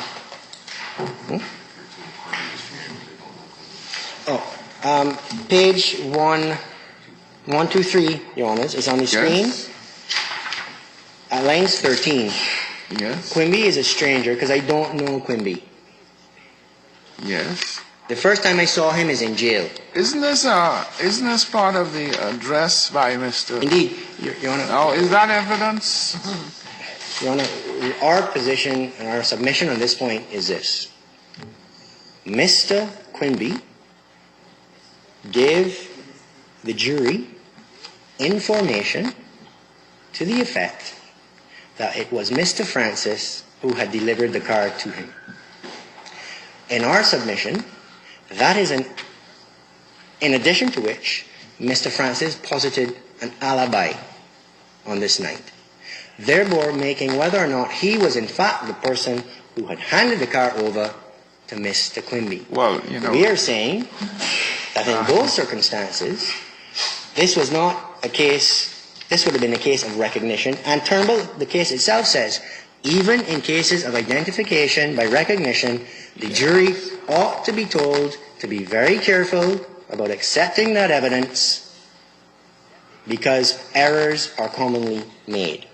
yes, This is a case... Mr. Weeks, again, the issue of identification must be raised by the defense. And that has to be raised by evidence. Yes, Your Honor. That evidence does not come from the cross-examiner's mouth. It doesn't come from the counsel addressing in a closing speech. but it comes out of the evidence. Yes, Your Honor.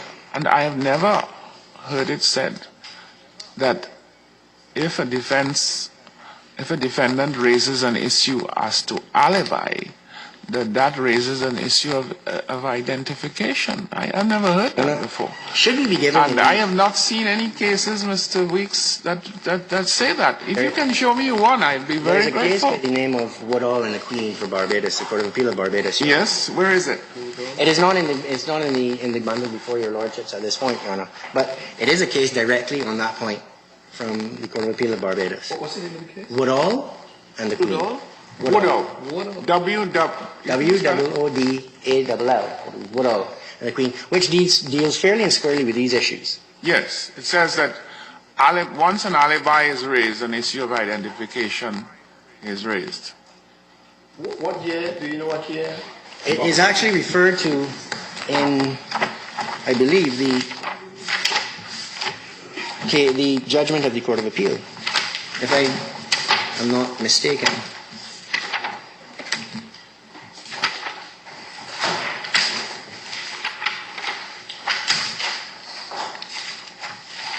Your Honor, we must admit that we were not sure as to how much information to put before the court for this application. So we are a little bit hamstrung by this being our first opportunity before your Honours. Page 36. Oh, yes, Page 36. Alan Woodall versus the Queen is a decision written by Mr. Justice of Appeal Peter Williams. And the Court of Appeal of Barbados sought to distinguish Woodall on the facts by saying that Woodall was not necessarily an authority, that every single time an alibi was raised that an issue of identification was an issue. However, we in this particular case submit that because of the peculiar nature of the case against Mr. Francis being one of almost the Crown's entire reliance on confessional evidence, then to present it at the tail end of the matter itself, where a co-accused or a person tried on the same indictment actually points the finger from the dock, essentially, at the gentleman next to him. The jury was not in any shape, form or fashion told how to deal with that issue from a perspective of a possible mistake. I will be fair to his lordship, Mr. Greenidge, because Mr. Greenidge did say, look, you have to be careful with the evidence of Mr. Quimby because he is a co-accused, and sometimes people give evidence which is within their own self-interest, so you need to look at it very carefully from that perspective. But nowhere did they say, or did the court say, look, this is a matter where Mr. Quimby is saying that it was Mr. Francis that gave him the car in circumstances where he admits on cross-examination to the Crown he did not know Mr. Francis very well, and where the exchange occurred at night. There is no guidance given whatsoever. Yeah, Mr. Weeks, is it your submission that the very fact that Mr. Quimby says, I got this car from Mr. Francis, that amounts to evidence that Mr. Francis had stolen the car? Not in and of itself, Your Honor. But No, when you it marry doesn't. that... I don't think we can go beyond that, can we?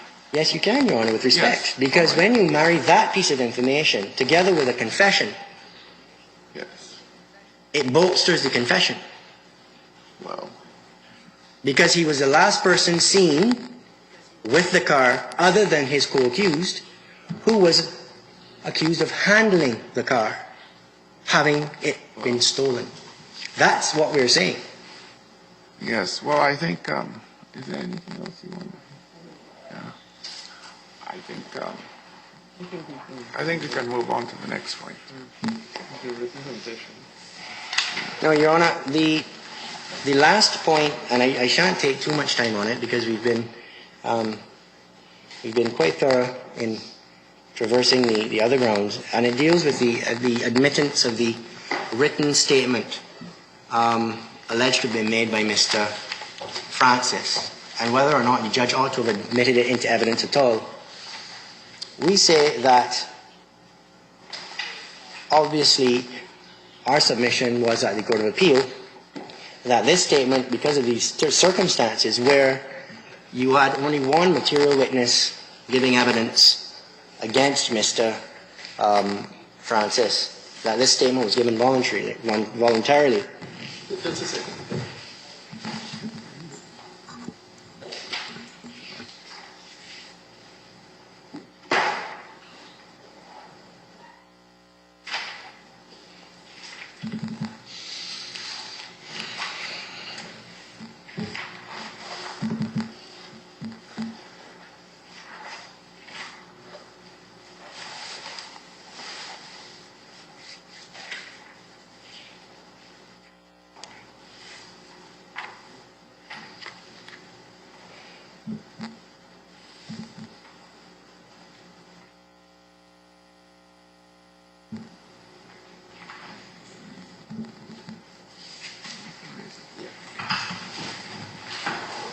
Yes. May I continue, Your Honor? Yes.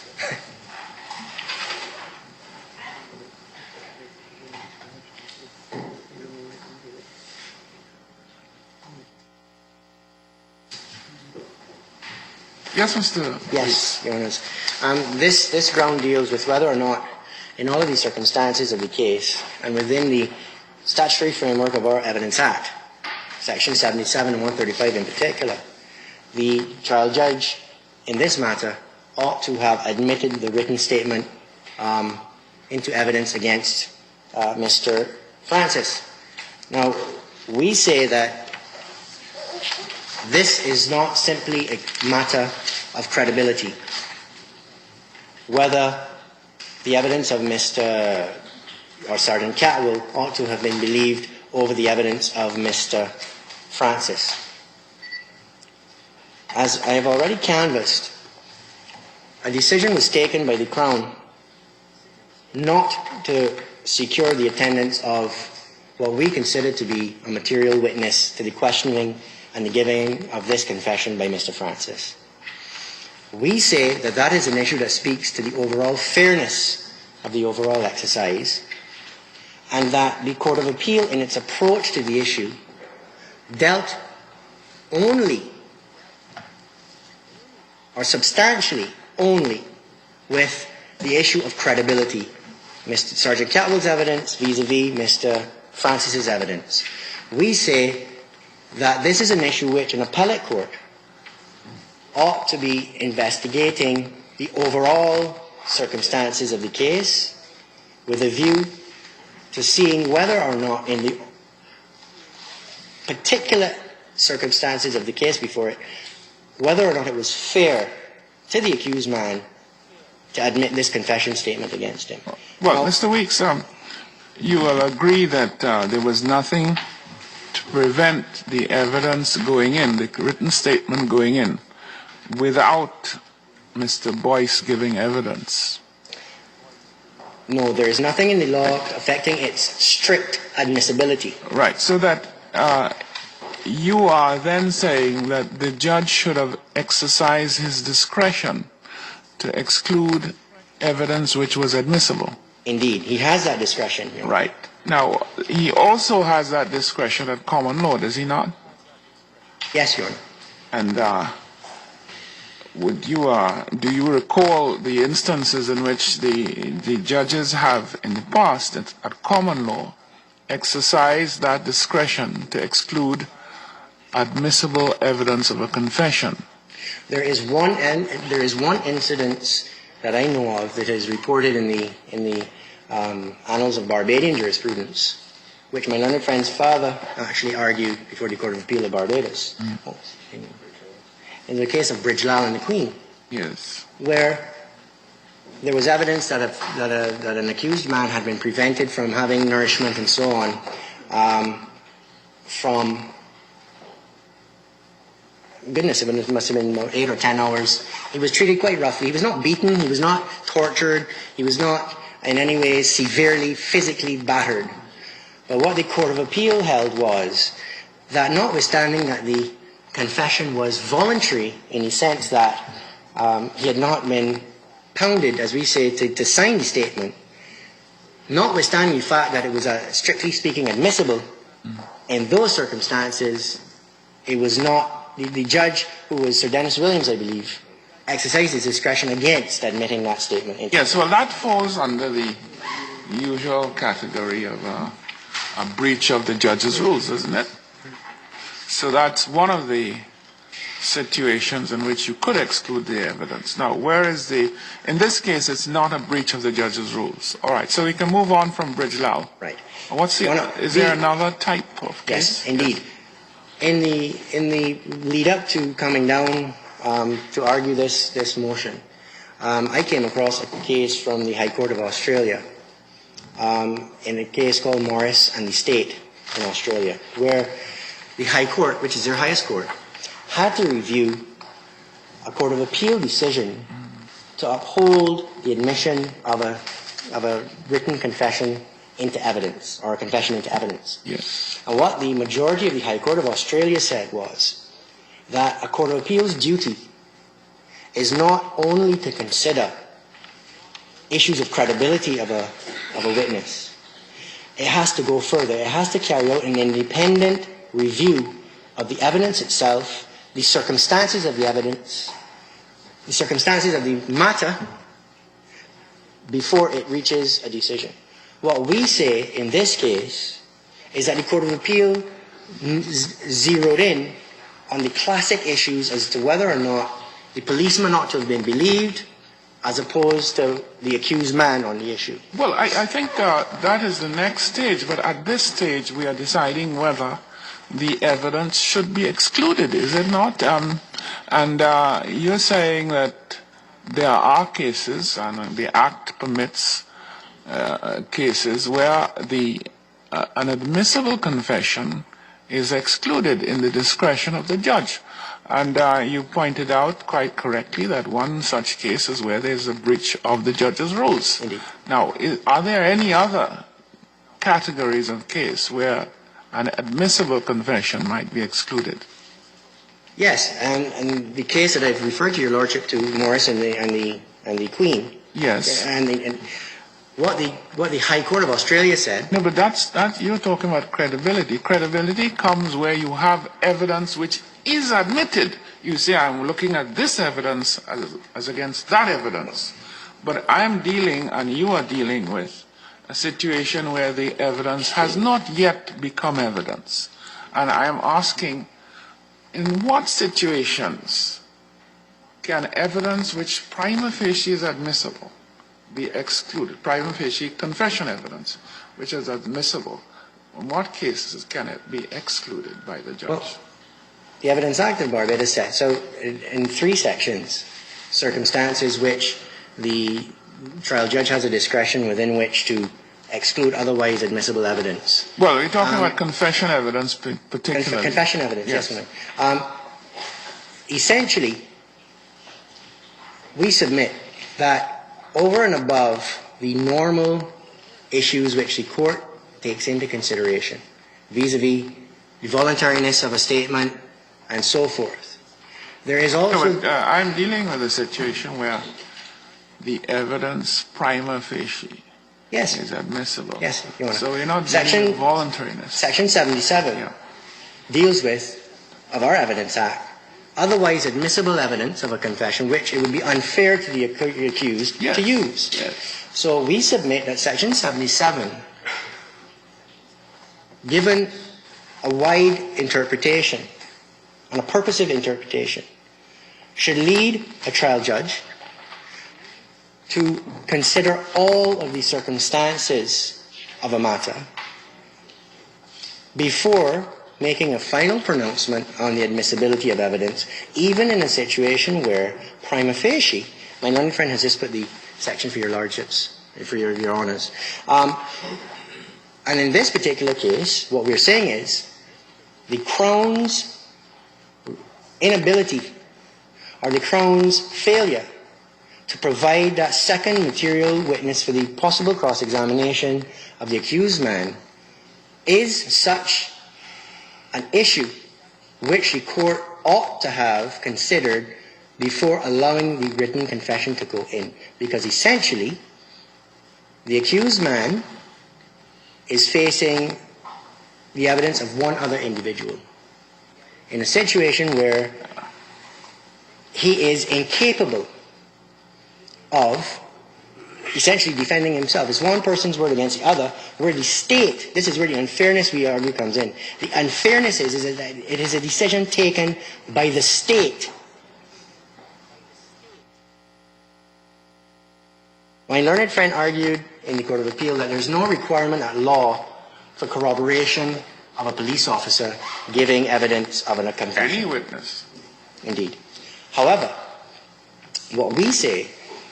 Say one accepts certain statutory exceptions, like what we say, deviation however, cases, speeding cases, and so on. Yes, that's right.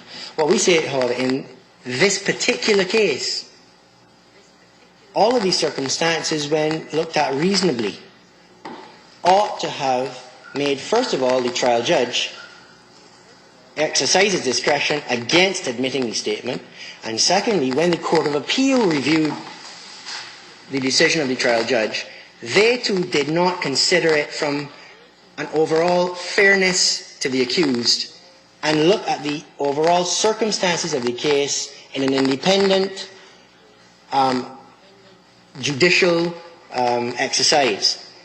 And we say that should we be given the leave to argue this ground, we will bring the authorities from Australia, where the High Court of Australia has reviewed the decisions of the Court of Appeals and saying, look, it's not just a matter of saying whether or not there was a strict issue of fact, because normally we're not going to entertain that.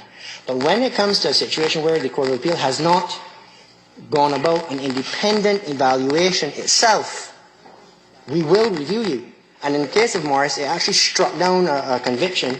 Yes, well, and, I understand Morris to be dealing with reviewing an issue of fact, a finding of fact by a lower court. What I have great concern about is reviewing the exercise of discretion of a lower court. As I know the principles, it is very, very rare for an appeal court to review the exercise of a discretion of a lower court.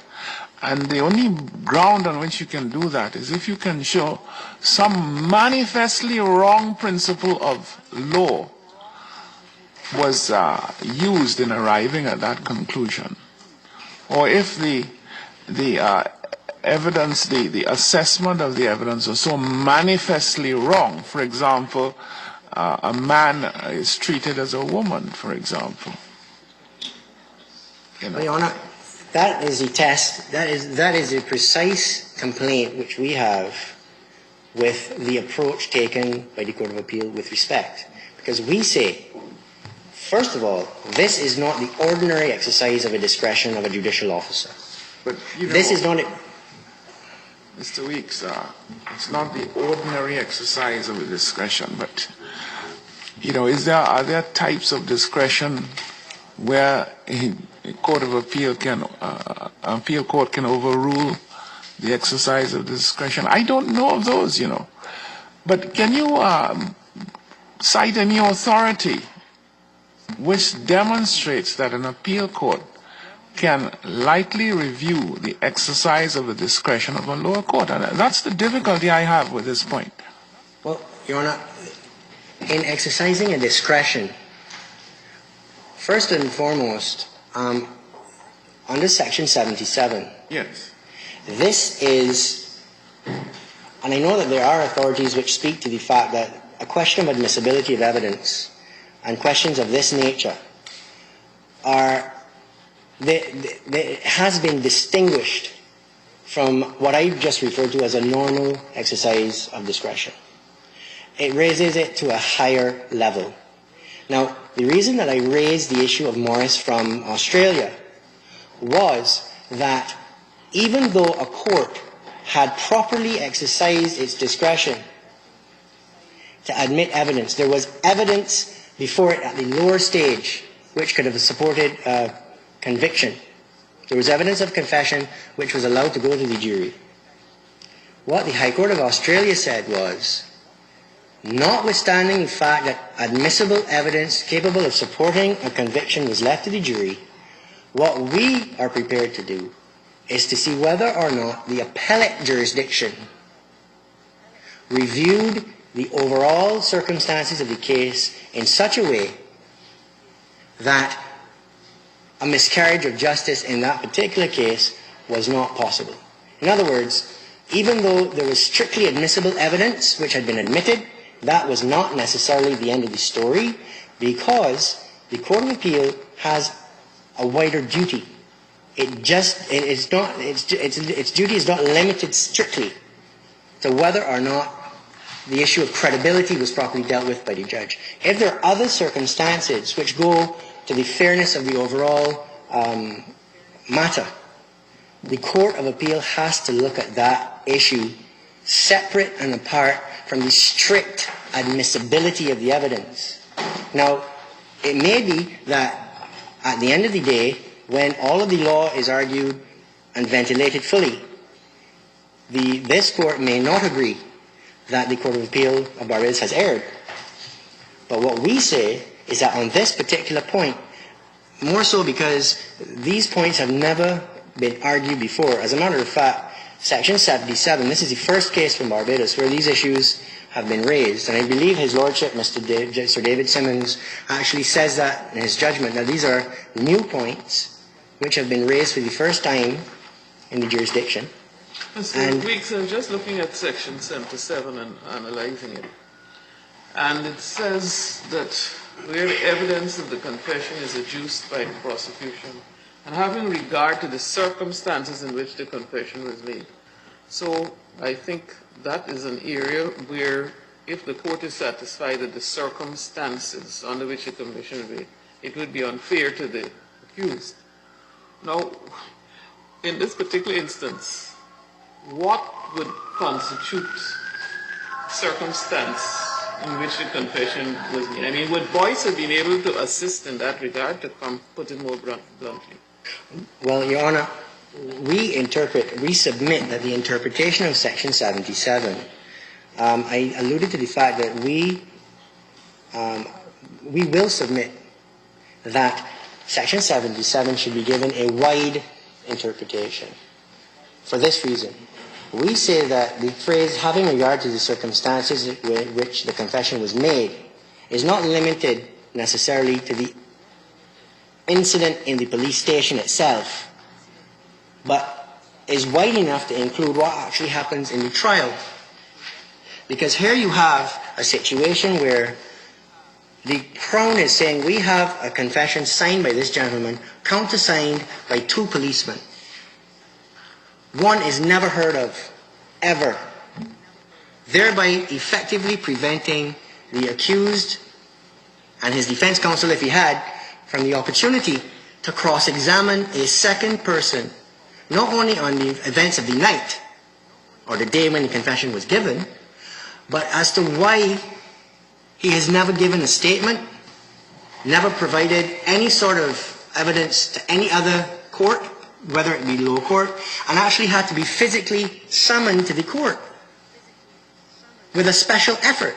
So what we say is that the loss of that opportunity in the trial itself must have affected, we say, the impact on the jury in the final disposition of the case. You're asking us to widen the scope of Section 77 to embrace what I don't know if I'm asking Your Honours to widen the scope. What I'm asking Your Honours to do is to give the section a wide, purposive interpretation. Because surely, when something that is inherently or potentially inherently unfair occurs in a trial,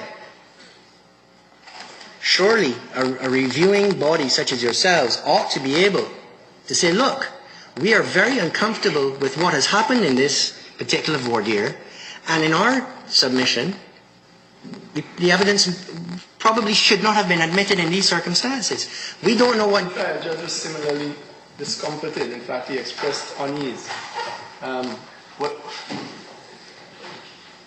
Reading the transcript, you're not sure exactly what subsequently placed him at ease, because he simply admitted the evidence and allowed things to proceed. But was there couldn't it be said that he made every effort to address the issue in his submittal? Your Honour, what I would say on that score was, by that stage, it didn't matter, quite frankly, what assistance the judge sought to give on that evidence. The fact is that that evidence was in. It was the only evidence. But you are saying that Section 77 gives the judge a right to exclude the evidence. Yes, Your Honour. Before it gets in. Yes, Your Honour. And that is only based on the circumstances in which the confession was made. Your Honour. I have a little difficulty, Mr. Weeks. I mean, with great respect to you, I think you've done very well, but I am unable to follow that point. Very, very much unable to follow it. Your Honour, but I would submit further on this point that in our humble submission, Section 77, when you look at the jurisprudence from Australia, for example, in the case of Morris, what the High Court of Australia was saying was that the reviewing bodies have to look past simply what happens on the issues of credibility, the normal, everyday issues. One person to be believed as opposed to the other. And we humbly submit, and we would, if afforded the opportunity to argue this ground fully and ventilate it absolutely fully, that we would be making an argument to widen Section 77 to encompass what actually happens on the trial, because it forms part and parcel of the overall scope of the administration of justice. Yeah. All right, Mr. Weeks, I think we've understood the point. Is there anything else you want to say? Oh, yes, Your Honour. My learned friend reminds me, we have put the requisite documents before Your Honours to satisfy. We submit that the applicant is a poor person fitting of the designation under the rules. And we would ask that should Your Honours be minded to give us leave, to grant leave, that leave also be granted that the appellant be treated as a poor person. If there's nothing further, Your Honours, that is the extent of our submissions on the application for leave. Thank you very much, Mr. Weeks.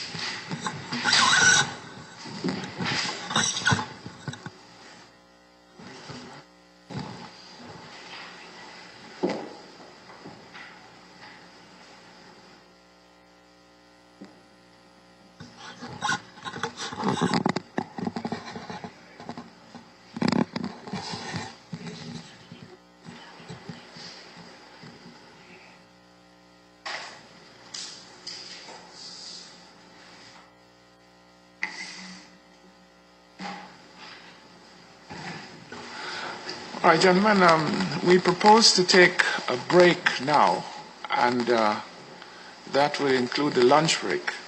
And we will ask the director to come back at 1:15 p.m. Is that all right, Mr. Director? 1:15, you said? Yes. Indeed. Mr. Weeks, 1:15 p.m. All right.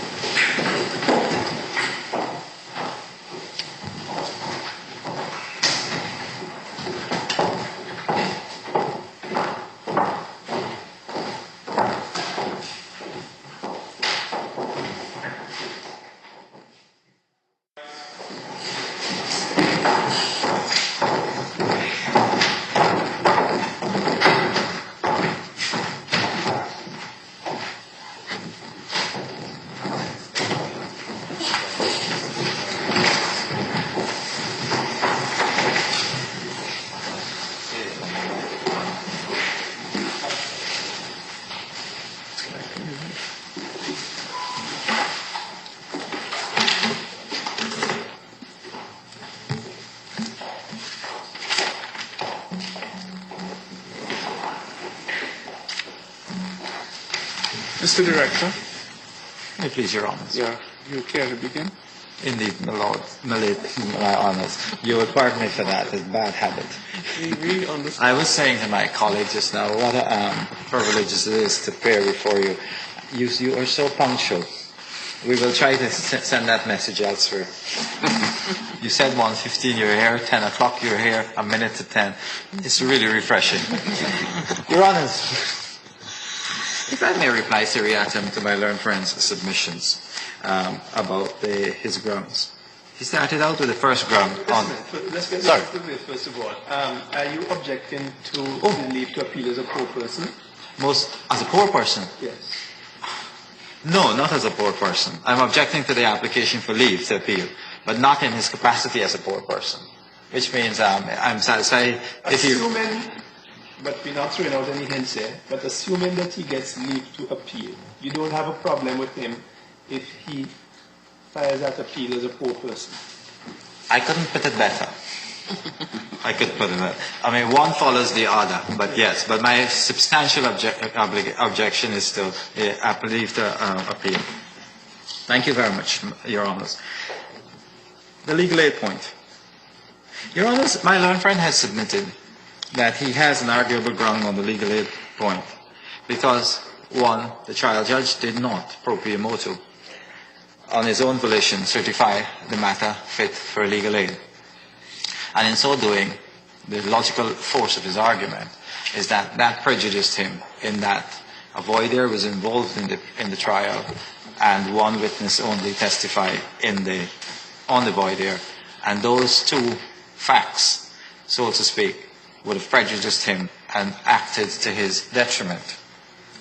I'm in the position to be unfortunate to disagree with my learned friend on that matter, because for the following reasons. One, legal aid may be granted in Barbados pursuant to a legal aid certificate may be granted in Barbados pursuant to Section 18 of the Legal Aid Act. It is a discretionary power, especially since this is not a scheduled offence. Scheduled offence does not list theft or handling stolen goods. As we know from the schedule to the Legal Aid Act, this is not a scheduled offence and therefore it falls within the discretion of the judge. The judge, in the exercise of his discretion, did not grant a legal aid certificate as none was granted on the face of the proceedings, and therefore he exercised his discretion. I'm saying that the judge was right to do so in not granting a legal aid in the exercise of his discretion for the following reasons. One, legal aid is not self-executing in Barbados. That is, it must be triggered by an application under Section 18. As such, my honours, the fact it would be dangerous for a trial judge to appear to be condescending into the arena in the absence of an application to grant a legal aid, when in his discretion he is satisfied that it is not a matter that is certified for legal aid, or that in his opinion, which clearly must be implied from the evidence, that there is a need for it based on the complex issues in the case. So the first point is, one, it's not discretionary. Second point is, it's not self-executing in that it must be triggered by an application. Thirdly, my honours, the grant of a legal aid certificate was inappropriate in the cases because under the Constitution of Barbados, provision is made for an accused to defend himself in person or by an attorney. That provision is found in Section 18(2)(d) of the Constitution of Barbados, where it says a person may represent himself and accept this. I'm trying to see if I can read it exactly, but it's 18(2)(d) shall be permitted, to defend himself before the court in person or by a legal representative of his choice. That is an inalienable right. The Constitution cannot be inconsistent with itself.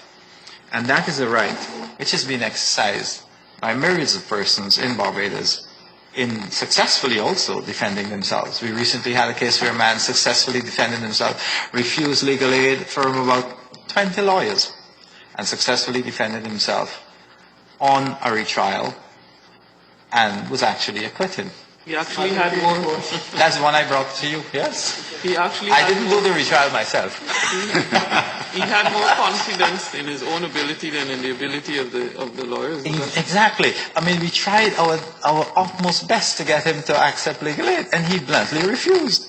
And of course, the good word spread in prison, and so many others are offering to defend themselves in person rather than choose the free legal aid services at the bar. It's a reality that we are hoping will expedite some of the increasing backlog. I see. But, Mr. Director, I don't think Mr. Weeks made any constitutional point, did he? No, he didn't. He didn't. I was just giving a reason, one of my many reasons why the judge was right. Yeah. But I'm moving on. The judge's discretion was never invoked. So, my honor. So I take the point. I will move on. I take the hint. There is a fourth reason I would give, in that, in this case, the instant case, the appellant, the applicant actually was represented at the Court of Appeal by counsel, very ably by my learned friends. And in the case of Richard Hines, one of the considerations when it was being reviewed as to whether or not applied for in Richard Hines' case, the Privy Council expressly said that the fact that some of those points, especially legal aid point, was canvassed on appeal where he was duly represented by counsel, was curative and remedial of some of the issues that could have been ventilated or might have been ventilated. And that is also a point that was very succinctly and explicitly made in the case of Richard Hines. And in this case, he was ably represented by my learned friends. In fact, as the Court of Appeal's decision said, my learned friends argued numerous grounds. On the ground 3, there were about 12 subsections of arguments under that. So it was rather exhaustive, if I may say so, as the nature, quality, and kinds of arguments that were advanced on appeal, including this very point that you're being asked now to cogitate upon.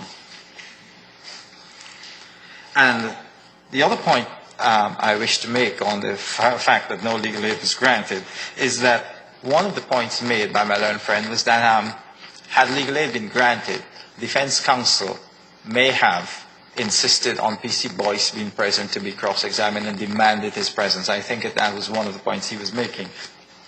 With the greatest respect, my reading of the transcript suggests that the applicant explicitly said that Boyce did not ill-treat him in any way.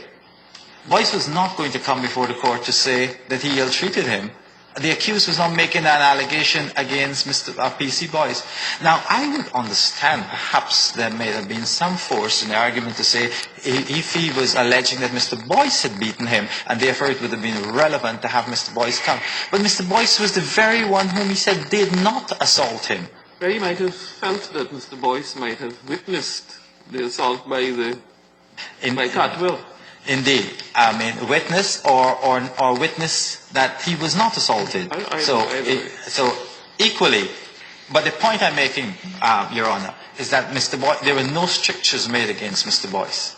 And therefore, the fact that if strictures were made against him, I can see maybe the point might have been canvassed with a little more vigor. But here it is, the man you're claiming you would have demanded to come is not a man you had any strictures against. So in my respectful submission, there can be absolutely no prejudice with Mr. Boyce not being there. And before I go further on this issue of Mr. Boyce, I must say, with respect to my learned friend, that it was wholly a mischaracterization of the evidence to say that the Crown inappropriately did not produce Mr. Boyce. Every effort was made so that the matter did not escape the learned trial judge.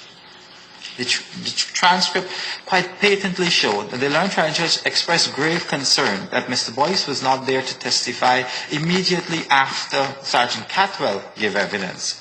And as such, he took the proper step of adjourning the matter there and then at 1:16 on whatever day it was, so that every effort will be made to get Mr. Boyce. Counsel for the Crown actually pointed out that Mr. Boyce did not respond the next day, not even to a summon from the court. And in those circumstances, my honors, Mr. Boyce was clearly not available. Or the Crown acted inappropriately by deciding not to call Mr. Boyce. Mr. Boyce did not respond even to a summon from the court.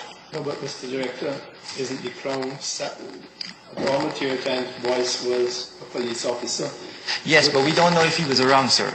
Yeah, but that's the problem. If he was someone then chose to disobey the summons, or if he made himself unavailable, in all of these circumstances, the Crown is saddled with all of that. The Crown can't say, well, we can't help because this is what this man chose to do. He's part and parcel of the Crown. Several things there, Your Honor. There is no evidence that the summons was served. There was no evidence that there was a return of summons to say, I served Mr. Boyce and he did not turn up. There was somewhere in the record I remember reading which said that a summons was sent.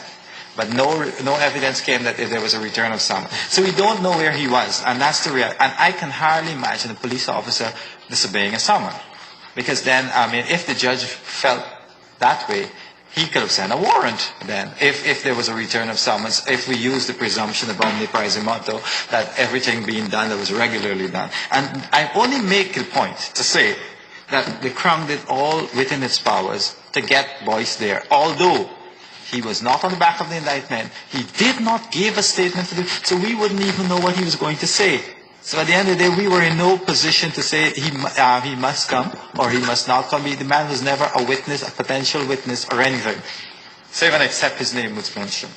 So, with respect, Your Honours, on the issue of the non-granting of the legal aid point, it is therefore my respectful submission, based on the very settled law in this area, especially the case of Richard Hines, and the recent decision of this Caribbean court in the Tyrone Cadogan matter, in which this matter was also canvassed from a slightly different point of view. This matter on legal aid has been fully addressed in all its facets before the court, and also it was helpfully dealt with in the case of Cumberbatch, in which the Chief Justice set out a number of guidelines in which the learned trial judges must inquire should that issue be triggered. In a case like this, where 1, the issue was not triggered, 2, it was not a scheduled matter, 3, the Constitution provided he can lawfully represent himself, and 4thly, the person in question upon which it is pegged is not likely to be of any use to him, or no strictures are being made against him. It is a respectful submission of the prosecution that there is no merit in this ground.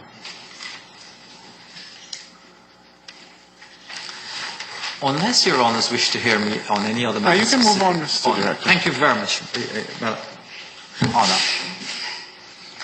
The next point raised by my learned friend was the admission of the written statement. The strictures made here. No. Am I going right? The written or the oral? Which one are you dealing with? Pardon me, Milo? Are you dealing with the written statement or the oral one? Which one? I'm trying to see which was his next point. I think it was the oral. Thank you very much. The written one was the last. Counsel has argued that the admission of the oral statement was improper as it infringed against Section 73 of the Evidence Act. More so, it also offended against Section 30 and Section 145 of the Evidence Act. My Honours, I wish to put this matter in perspective. It is the submission of the Crown that Section 73 of the Evidence Act has absolutely nothing to do with this case. Section 73 is irrelevant for this inquiry, and for this basic reason. Your Honours, Section 73 relates conjointly to Section 72 of the Evidence Act, which addresses the issue of recording audio and video, tape recordings, or recordings, video and tape recordings of evidence. Regrettably, since its passage on the 1st of September 1994, Section 72 of the Evidence Act of Barbados has not been proclaimed. Those are policy matters. Since 1995. 1994, 1994, but the Evidence Act is 1995, isn't it? Oh, it was passed by Morris King, 1994. Well, I think it's 95, if I'm not mistaken. All right, I defer to you, but as far No, as don't I defer to me, No, Mr. you might be Director, right. I'm thinking maybe of several other bits of legislation. You might be absolutely right. Sorry. It says it was passed on the 1st of September 1994. Right. Well, I'm right. It was brought into force. I remember it was a plethora of legislation passed just before any general election. Yes. I don't know for what reason, because it didn't change the outcome of that election. But the fact of the matter is, Your Honours, 72 provides for recording of taped evidence. I understand off the record that police stations are not ready for taping and all of that. But that doesn't explain, that has nothing to do with this court. The reality is that Section 73, which is mirrored in large measure by the Australian Section 86 of their act upon which this act is based, explicitly deals with recording. I think, with the greatest respect, that 73 should not have been proclaimed along with 72. Well, and that's the view of the Court of Appeal. Well, because I the am two are wondering together. whether you as director haven't got some responsibility for that. With the greatest respect, my lord, I have no such responsibility. Under the Constitution, my functions are set out under Section 79. Yes, well... And I make no policy input apart from commenting on legislation and saying what I think will work and what will not work. But as to whether or not this matter, it is somewhat unsatisfactory in that 74 Yes, if you now ask as me, well. I would say it's highly unsatisfactory. 14 years you can't bring in Section 72. But I wouldn't say things like, I never said that. I was just thinking aloud. but the reality is... Maybe you should say it in the right places.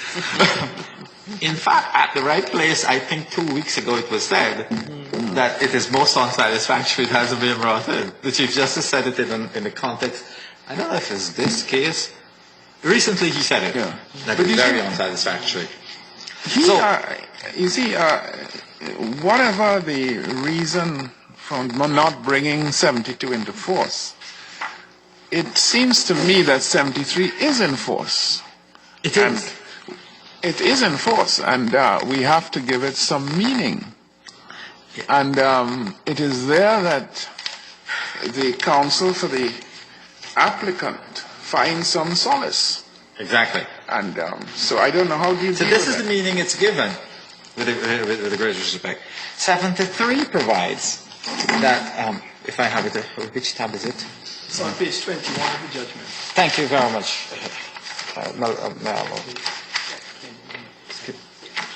21 of what? Okay, you find it. Or you bring it up on the screen for me, please.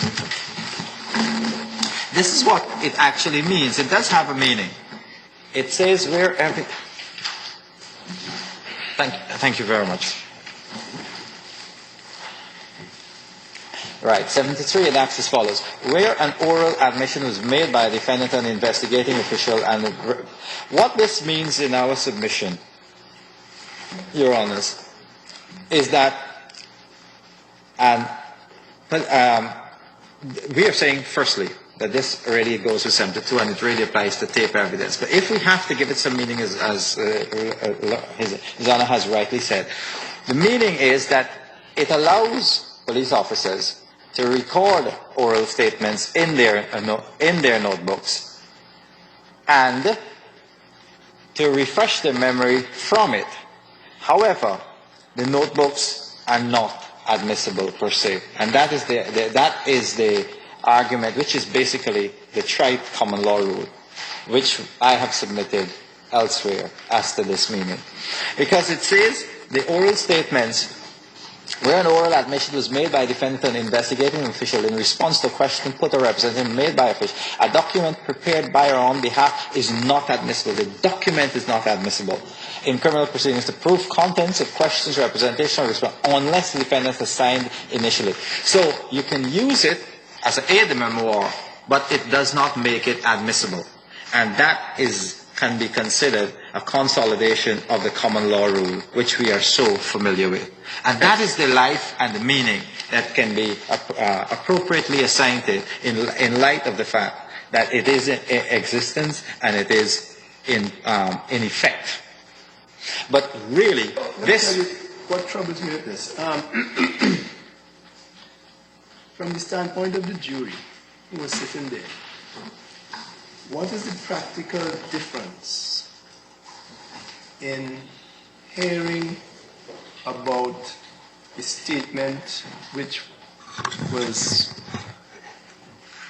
witnessed by Boyce and this statement which was given in evidence? What is the practical difference from their standpoint?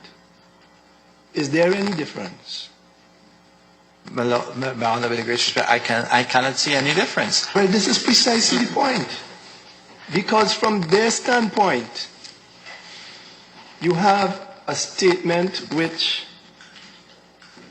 had to be witnessed by Boyce and signed by the accused, and you have this statement which is not signed by the accused or initialed by him, is not witnessed by anybody, and as you have just said, there's no practical difference from the standpoint of the impact on the jury. So if Catwell is allowed to do what he did, Namely, refresh his memory. Namely, read from a document, you could call it refreshing your memory, you could call it anything. Namely, read from a document in the presence of the jury, which is a confession, an admission by the accused, then he didn't need Boyce. He could have written down all of what Francis said to him in his notebook and asked for permission in the same way, couldn't he? No. There is a great difference, Your Honor. What 73 deals with is the inadmissibility of that document. That is what Section 73 I am not deals with. dealing with The fact that you... the formality of the document being or not being admissible. I am dealing with the impact on the jury. The only practical difference is in one case, the jury has a piece of paper to walk away with, and in another case, they don't have a piece of paper to walk away with. But in either case, it makes the same, it resonates the same with them. Yes, but that is the whole object of the Evidence Act. That is the object of this section with respect. This section says the document is not admissible, but you can read from it. It is not admissible. Well, you see, That is the difference. This clearly makes it inadmissible, and which is consistent with the common law that which we all know. It seems to me that Section 73 has to be given some meaning. And the meaning must be that police officers ought not to be able to circumvent the requirement that an admission after a caution in these circumstances should simply be given in evidence in this manner. My Lord, with respect, the principle you have in mind, I agree with. It is not meant to circumvent anything. What this is meant to do, or what this is really meant to circumvent, is the police officers recording in their notebooks evidence from accused persons and not taping it. The difficulty is that we do not have the capacity to do the taping. And that is why this section is appearing to be so. If there is an Australian case that was referred to in the decision of the court called Skibani or something like that, that deals expressly with the point that you're making. If we had enacted or brought into force 72, it would make perfect sense, because 73 is designed to avoid exactly what was done in the Skibani case. That is, where the police officer said to the man, look, you don't mind this thing not being recorded. I will just write it down in my notebook. And the man said, oh, no thanks. And that is what this is meant to avoid taping. But since we have done it in a very, frankly, disjointed manner, you pass both designed to achieve a particular object, and then you drop 72. The real problem is 73 should never have been brought in force without 72. And that is why this reads like this. But since it is part of the law, and giving it effect, that is what we have to give it. And the Schivani case is actually referred to in the decision of the court. What page is that, Mr. Director? 23. 57. Schivani, in fact, I have an annotation of the Australian Evidence Act, and I can read this. This is what it says. If you put this here, you can all read it. Look at 86. From there, this is exactly the equivalent of 73. Exclusion of records of oral questioning. This is exactly the Australian section. And if we to what we have as 73, and if you push it up now so I can read it. It says the Act's dictionary provides that admission means a previous representation that is made by a person who is or becomes a party to, including defendant, adverse to the person's interest. This is how it defines it. And if you go on, I'm not going to read all of that.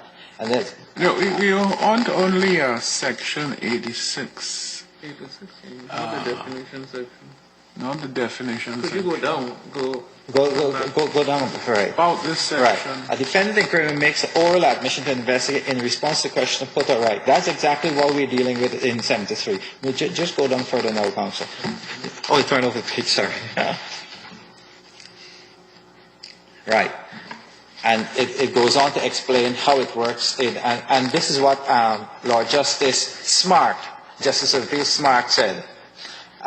In New South Wales, observed that the precursor to 108 of the Criminal Procedure Act has the fundamental purpose of endeavouring to ensure the integrity of evidence of belief as to admissions, and attempts to circumvent it, the very point you're making, Justice, to circumvent it will not be tolerated. Stratagems so far used, including interviews at the scene or a police car or at a police station and recorded in a police notebook, whether signed or unsigned.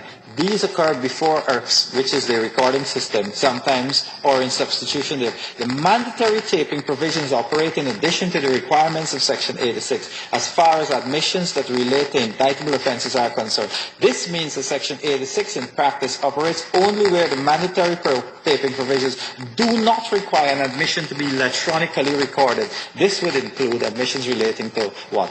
That is the real meaning of it. It's designed to work with taping. And that is why I brought this book. And I must say... Just a minute. That is what A73 is about. Cross purposes. It says this means that the section in question in practice operates only where the mandatory taping provisions do not require that an admission be electronically recorded. If the admission is electronically recorded, then you don't have a problem. Where it is not required to be electronically recorded, similarly, where here it is not electronically recorded, then the section kicks in. That's my understanding of what this is saying. And it is saying that it kicks in for precisely the reason that I'm putting forward. We don't want police officers to circumvent the necessity to have the accused person initial their admission. Isn't this what it is saying? With respect, my lords, I understand this section to be saying it requires, it's not meant to circumvent the taping. That is what it's not meant to circumvent. In fact, in Australia, you're bound to tape. And if you cannot avoid taping by using this, asking them to initial or not initial. That is what this is meant to. But is that what it is saying? I thought you could circumvent taping if you got the accused to initial and acknowledge what you've written in your book. You say, here, mate, any objection to signing this? and he says, okay, yeah, I sign it.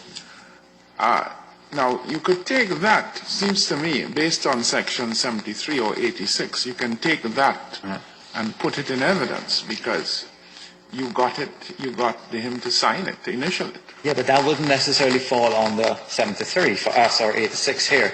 If you take the typical situation where you don't deal with taping, yes, that wouldn't fall on the 73.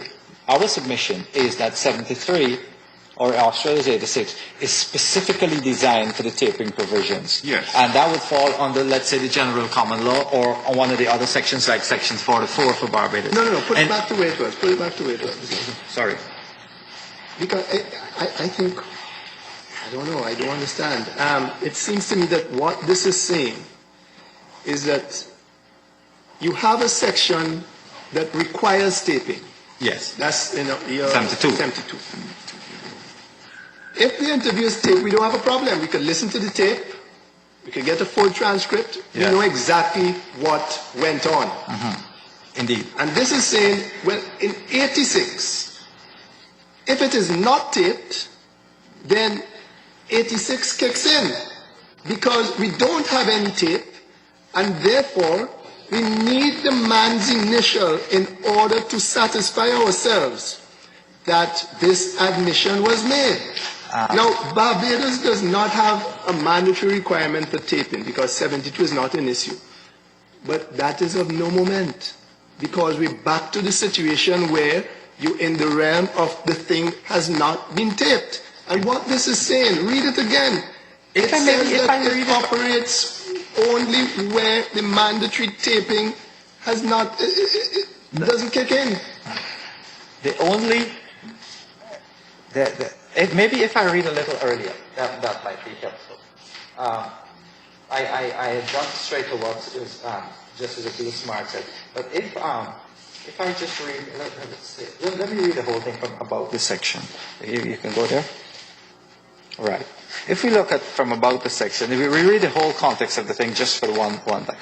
Where a defendant in criminal makes an oral admission to an investigating official in response to a question put or representation made by the official, as you ask him what he has to say about the crime, a document proving the questions, representations, or response to question is inadmissible unless a document is inadmissible. That's the notebook, the police notebook, or the diary, whatever he writes in. That's the document. Unless the defendant has acknowledged the document as a true record of these matters. Acknowledgement must be by signing initially or otherwise marking it. Audio and video recordings of admissions and transcripts of these recordings are exempt from 86 and therefore from the acknowledgement required because you can't sign the tapes and say. Maybe I misled you by not reading the whole thing, my lord. Because I just went to the circumvent. But that is the effect of this. It is really meant to deal with the document not being admissible. Yeah, but the impact question you asked me about is a valid point. If the document is not admissible, but you could get around that simply by pulling out your notebook and reading it, looking at the document and reading it to the jury. Yeah. What's the difference? Is that fair? Yes, it is perfectly fair. Because in what respect? Because you have to also look at the Evidence Act as an organic whole. Then 136 is triggered. 137 is triggered, sorry. Which requires the judge. It's a mandatory, well, there was some argument as to whether it's mandatory or not, but 137 is then triggered. To direct the jury. That you must warn the jury. Yes. But the effect of it, I agree with my brother Saunders, the effect of it is that the jury, being present, were receiving in their ears inadmissible evidence, a document. Not inadmissible with the greatest respect. Well, it's inadmissible if it is not signed. Yes, the document is inadmissible, but not the evidence. No, but then they're getting the benefit of listening to evidence. No, there is from an admissible document. No. There is a substantial difference with respect there. And then, it's not the end of the matter. The contents are admissible from the aid memoir, and then 137 is triggered. And 137 specifically addresses your concerns as to the impact. It says... What particular part of it? I have it up on the screen, my lord. Section 137. Warnings. It's triggered by evidence in criminal proceeding called by from a prosecutor, oral evidence, D2? D2. Yeah, that's what we're back to. Where it becomes almost mandatory for you to give a warning to the jury. So there are rules of procedural fairness to cope with it, as Judge Saunders correctly cited, impact. So that there is balance. There must be fairness, and there is this balance because there requires a warning must be given. And this warning issue has really excited the court. And it was extensively reviewed in a case called Gill, which is referred to in our bundle, Ian Gill, in which the court had thought in an earlier case called Bavel that the warning was mandatory, and if it was not given, it could even be fatal.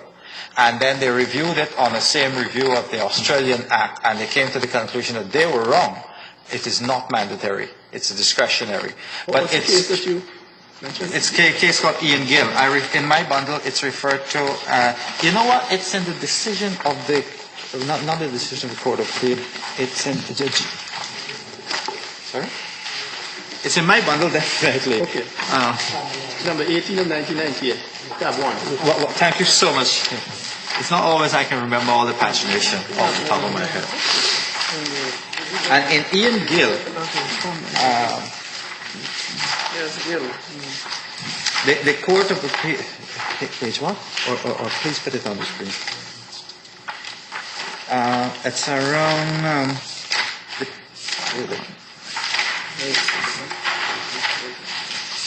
what is there beyond that?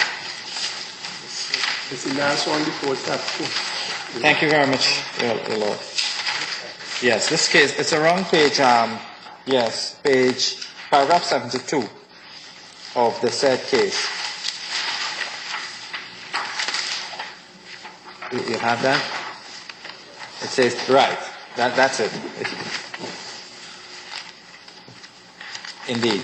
It says, no counsel appearing before the Court of Appeal has ever referred to the Australian Evidence Act or cited any authority indicating how Section 136 and its equivalent is being interpreted in that jurisdiction.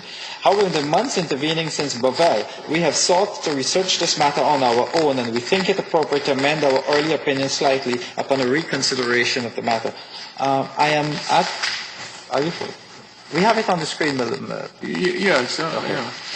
The problem of oral confessions, which is exactly what we're dealing with, made by an accused person to police, has long given great difficulty. As we pointed out in Bavel, the practice of giving oral evidence of a defendant's response purportedly recorded in an official notebook is known as verbaling in the vocabulary of policing. Verbals are vulnerable to fabrication and may truly be unreliable in the absence of any non-police support of a defendant's account of the nature and conduct of police questioning. It is clearly the policy of Section 136 to provide safeguards against the police inaccurately recording or inventing words and making them attributable to a defendant. Mr. Director, is that a mistake for 137 or is it 136? Yes. You know, there is another problem with the Evidence Act. One version came out with a different slightly number into another, but I'm not misleading you. The reality is these are drafted. Which is the orthodox? The orthodox thing is version? 137, isn't it? Is 137. 137. Yeah. We found a line of authorities and all of that, and then they went on to discuss in extenso the Australian position, and then coming to the end, they said this, paragraph 90.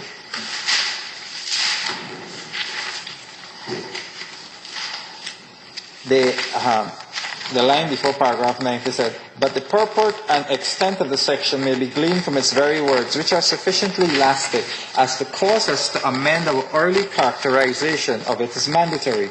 Because, now paragraph 90, because the section allows a trial judge not to comply with the requirement of giving a warning where there are good reasons for not doing so, we are now prepared to review and amend the earlier interpretation as stated in Bavel. Indeed, logically and with the benefit of further thought and research, a provision cannot really be mandatory if a court has a discretion not to enforce it.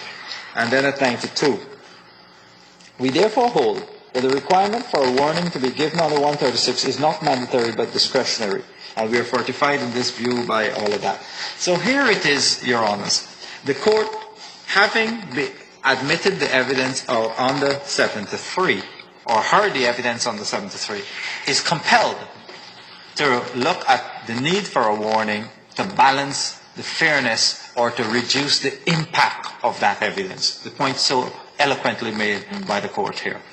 And it is for that reason that we are fortified in the view that this provision, 73, which really applies to taping, but if it must be given substance and life, must be given that substance and life in the context that it consolidates the common law rule, which is then provided by balancing safeguards on the section 136 of warning that would reduce the impact of that. But directly, I seem to have a problem. Of course, the Evidence Act provides for that.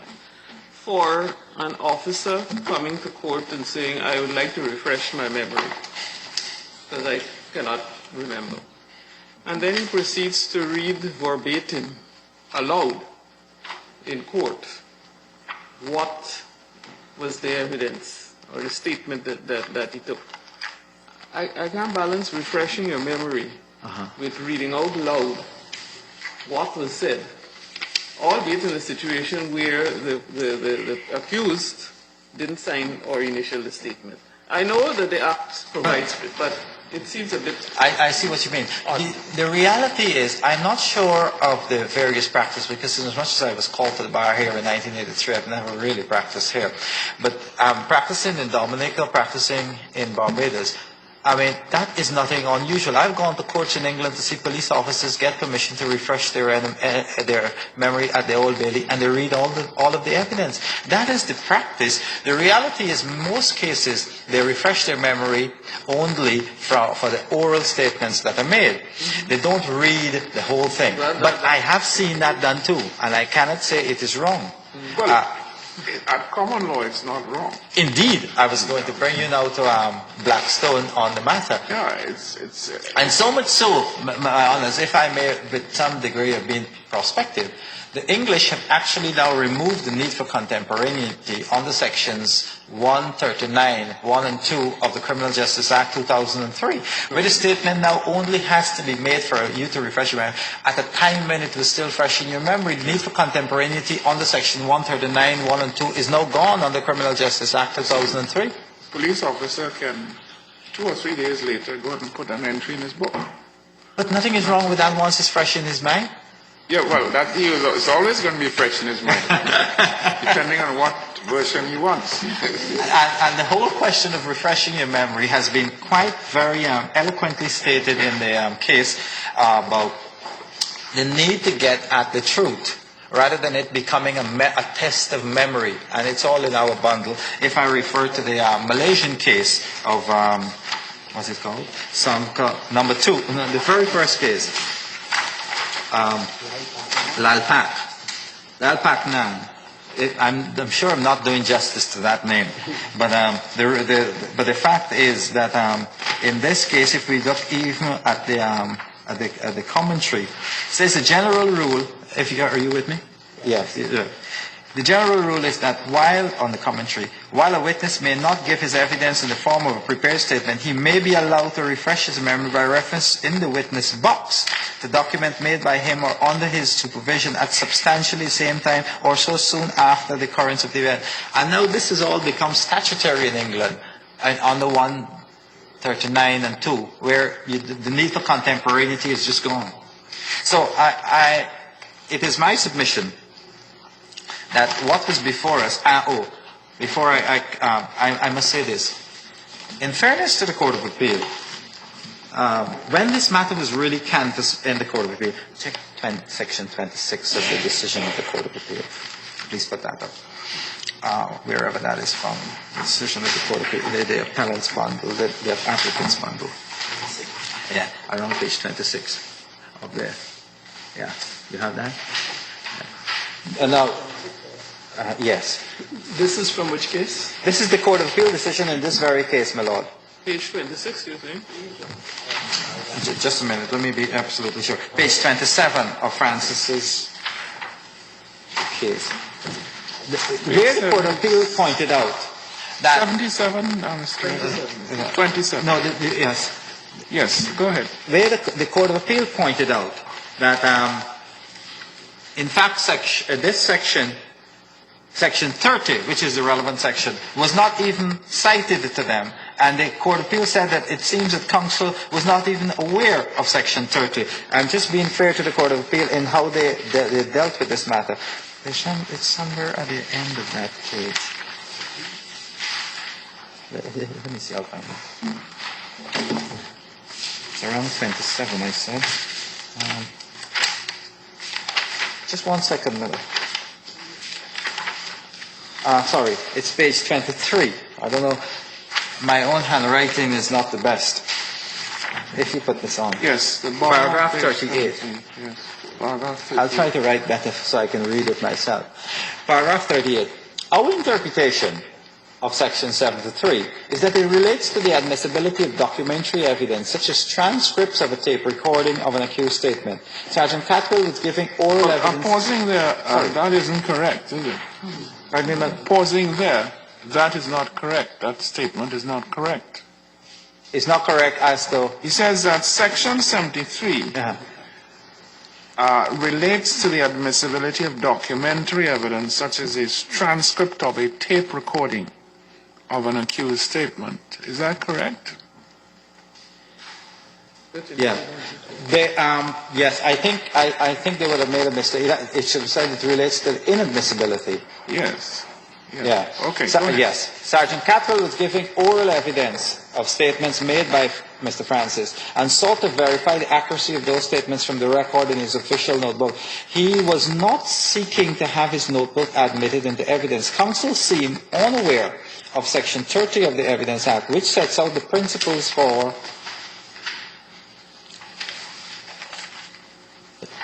use of a document for the purpose of refreshing memory. Section 30 was not cited to us, but it states so far as material, and it sets out what Section 30 says, and it's Section 30, with respect, my honours, that is really relevant for the refreshing of memory point, as so eloquently stated there. So that... Do you think in this matter the trial judge or the Court of Appeal gave any thought to what is set out in 32A? My Lord, I missed the first part of your Do you question. think that either the trial judge or the Court of Appeal gave any thought to the matters which are set out in Section 30, subsection 2A? The matters that the court shall take into account and determine whether to give leave include whether the witness will be able to recall the fact adequately. My Lord, with the greatest respect, before you can look at your notebook, it's mandatory that you have to apply for permission. You have to state on what basis you're applying, namely that you cannot recall and you have made these notes at the time or contemporaneously. Those are conditions precedent to the grant of leave. And unless there is a contrary intention or a contrary evidence, we have to accept that was done. To whether it is really conceivable that Catwell didn't remember what Francis had said to him. Catwell was the investigating officer in this case. No, my Lord, with the greatest He respect. wasn't the investigating officer. He was, but with the greatest respect, he couldn't, police officers deal with hundreds of cases. You come to the court, we don't give evidence, but you come to the court and you might ask me legitimately tomorrow what I argued in the Court of Appeal in Barbados last week. It's not a fault if I honestly tell you I can't remember. We deal with lots of cases. These people deal with lots of cases. I'm sure you leave this bench here and you can't remember what I argued in Mitchell Lewis when you refused me leave. 4 years It's more than a after test the of event. memory. But I think, Mr. Director, one of the points which Mr. Weeks made was that when you look at, 145, was it? 145. What he said was that 145 introduces a new regime in the law of evidence in Barbados. Yes. And it requires the judge, when giving leave, to consider certain matters. In fact, it says mandatorily that he shall consider the extent to which to do so would be likely to add unduly to the length of the hearing, and so, etc. The extent to which it would be unfair to a party or to a witness. And I believe the thrust of his argument was unfairness. And he sought to indicate that it would be unfair since this was oral evidence of an oral admission, which was likely to be treated as strengthening the written confession, which he said had the defect or had the problem that it was not backed up, so to speak, according to Barbados police procedure, by the second investigating officer. So that extrapolating from all of that, he says that at the end of the day, this was a situation of unfairness, which the judge should easily have taken into consideration and therefore excluded the oral admissions, notwithstanding the Section 33 provision as regards refreshing memory. I think that is, if I may say so, that is the nub of his argument. I hope I've reflected it properly. Right. Yes, but my lord, with respect, that is, there is the overriding basis of the criminal trial is fairness. That is a given. Yes. The question is, really, whether what happened or what transpired impugned the fairness of the trial. And as you said so properly, the nub of the argument is whether the absence of Mr. Boyce adversely affected the fairness of the trial. That's the nub of his submission.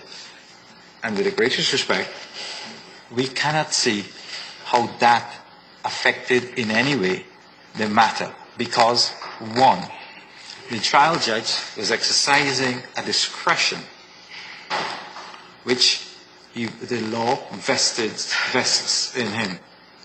That exercise of the discretion has not been shown to have considered irrelevant matter, a wrong principle of law, or took into consideration extraneous material. It was a simple question of fact on the voir dire as to which side you believe. There was no issue of law involved. There was no constitutional import as to whether there was a breach of his constitutional right. It was a question that he was beaten by Mr. Catwell, who was there and who was cross-examined and who denied it, or that he was not. And in the exercise of his discretion, the learned trial judge had that material in front of him, and he exercised his discretion based on what he had before him. And with the greatest respect, there is nothing on the record to have impugned the exercise of that discretion. And that is my respectful submission on that, Your Lordships.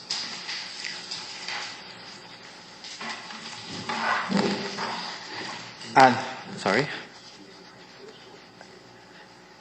The evidence column, yes, once it is accepted, the evidence is relevant. But this is what document that's on the screen? The case of Hines, is it? No, the silver. The case of the silver. Oh, that's one of the cases in the bundle. As to refreshing memory, and this is a case in which a man had co-accused had made a statement a month later, and when he was in the dock, he couldn't remember it, so the judge adjourned it so that he can go to the cells, read the statement, then come back and testify. And he testified, the man was convicted, and the appeal was dismissed because it was quite proper to have allowed him to refresh his memory from the statement and give evidence. That's the silver, my lords. Well, I don't think you need that. That is a legal proposition that is strange. That is not strange to me. Oh. But, I don't think it's strange either. But I think all that is at issue here is whether in the new regime of evidence in Barbados, where you are seeking to exclude to a large extent verbaling, whether when a police officer has recourse to a document which is not admissible under the verbaling section, he may then have recourse to the refreshing memory section and say, well, you know, I'm not using the verbaling section, I'm merely using the refreshing memory section. And then he proceeds to read out on the basis that this is past recollection recorded, and therefore is entitled to read every word and say, look, I'm just reading this because it's my document, it's prepared contemporaneously, and what's here has got to be correct. I don't think, in fairness, my lord, that it can be said as carte blanche as that, because we do have judges, and we do have them follow the law, and they are the arbiters of what is fairness. And no judge can be presumed, unless the evidence is there to show, that he would have allowed an abuse. I can assure you that the practice is that people do not always read the entire thing. The normal power or right to refresh your memory relates principally to the oral statements, actually, like like the one, truthfully speaking, I is who stole the car, something like that. The actual oral statement. And they then resort to give the evidence generally. And when they come to the oral statements particularly, for the purposes of accuracy, they then always look at the notebook. Yes. I am not aware of any wholesale practice in Barbados, and I do get into courts very often. Yeah, but I'm not so much on that. As a matter of fact, where I am concerned, I mean, you're free to read out any document that you use to refresh your memory. But I think the difficulty here is whether, having regard to Section 73, which is aimed at excluding verbaling and excluding the document used to record the verbal, where it is not signed and not initialed, not acknowledged, whether if you have such a document, you may still use it without inhibition to refresh memory, and particularly where it's past recollection recorded, i.e., it's not something you say, look, I'm just reading it because it's in my diary. Can you avoid Section 73 in that way, having regard to the fact that there is also the requirement in the law of Barbados now that whenever leave is granted, you have to look to see the extent to which it would be unfair to a party or to a witness. Indeed, my lord. And the point on that is that, one, first you have to get leave, yes, which has to be triggered by, and the judge has to be satisfied that you're entitled to leave before he gives it. And the second rule of procedural fairness is that there's balance. Once it's not initialed and you are allowed to refer to it on the 73 to refresh your memory, the judge, Section 137 is triggered, whereby a warning is given. Yes, in order to balance the impact of that evidence. So there are rules of procedural fairness. Yeah, your answer to it is that at the end of the day, Section 137 is there, and the judge would, in fact, apply 145 and 137. Indeed. And make an assessment at that point whether it would be so unfair that he ought not to admit it. And we have to assume that the judges will follow the law and act pursuant to Section 77. Oh yes, not at all. I mean, it's not unless there is clear evidence of malafide. Yes, there is no evidence. We wouldn't want to attribute malafide to any sitting judge. You cannot do that without evidence. Yeah. Thank you very much, my lord. And that, Mr. Speaker, on page 27, when this is of the decision. no, page 27 of the notes of evidence. Of the record, of yes. the notes of evidence. When the accused objected to the officer giving these verbals in evidence, is there any indication that the judge even considered whether these matters should be admitted or not. The judge simply says, well, I note your objection, and the trial just went right on. Yes, you're referring quite properly to line 11. Between lines 15 and 31. Yes. What he did, he said, if you look at line 11, it says, accused Francis, well, he was asked, I want to know if you are objecting. The court asked if he was objecting at line 5. The court, Mr. Francis, you have the depositions before you, and you would have read them. We are at the point now where the officer is going to continue his evidence and seek to give in evidence statements which he attributes to you, saying you made. I want to know if you're objecting. Mr. Francis, yes, sir, because I did not make them. Court, okay, that is going to be, there are a number of statements. So you are making a formal objection to them. Question, that's a question. Please scroll. Accused, all of them. All right, let me note that. Yes, I note your objection. Much obliged, my lord. And then when I signed the accused, right. What happened there? When the judge said, when the accused said, yes, sir, because I ain't make them, he was actually denying that he was the author of them. And that triggered the ruling in Ajoda, the fourth proposition in Ajoda, which is in the bundle. Ajoda, Siraj Ajoda, 1981, 2, All England Reports, page 193. At page 202, paragraph H, it provides the fourth proposition, which says that if the defense is that the statement was never made, it's like a forgery, which is like this, he never made them, I don't know anything, is a question of fact. And there's no need to hold a void there on that. And this is well-settled law from Ajoda. Oral statements are usually objected to on the basis that they were never made. If it's objected to that, look, I make the statement, but it was because of a pounding, you have to hold a void there on the oral statements if you wish to have them admitted. But here you say, no, I don't know what he's talking about. I never made them. So that's a factual issue on the proposition 4 in Ajoda.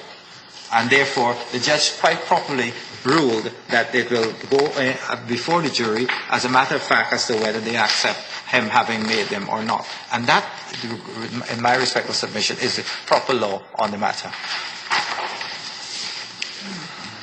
So, unless you wish to hear me further on that. Yeah.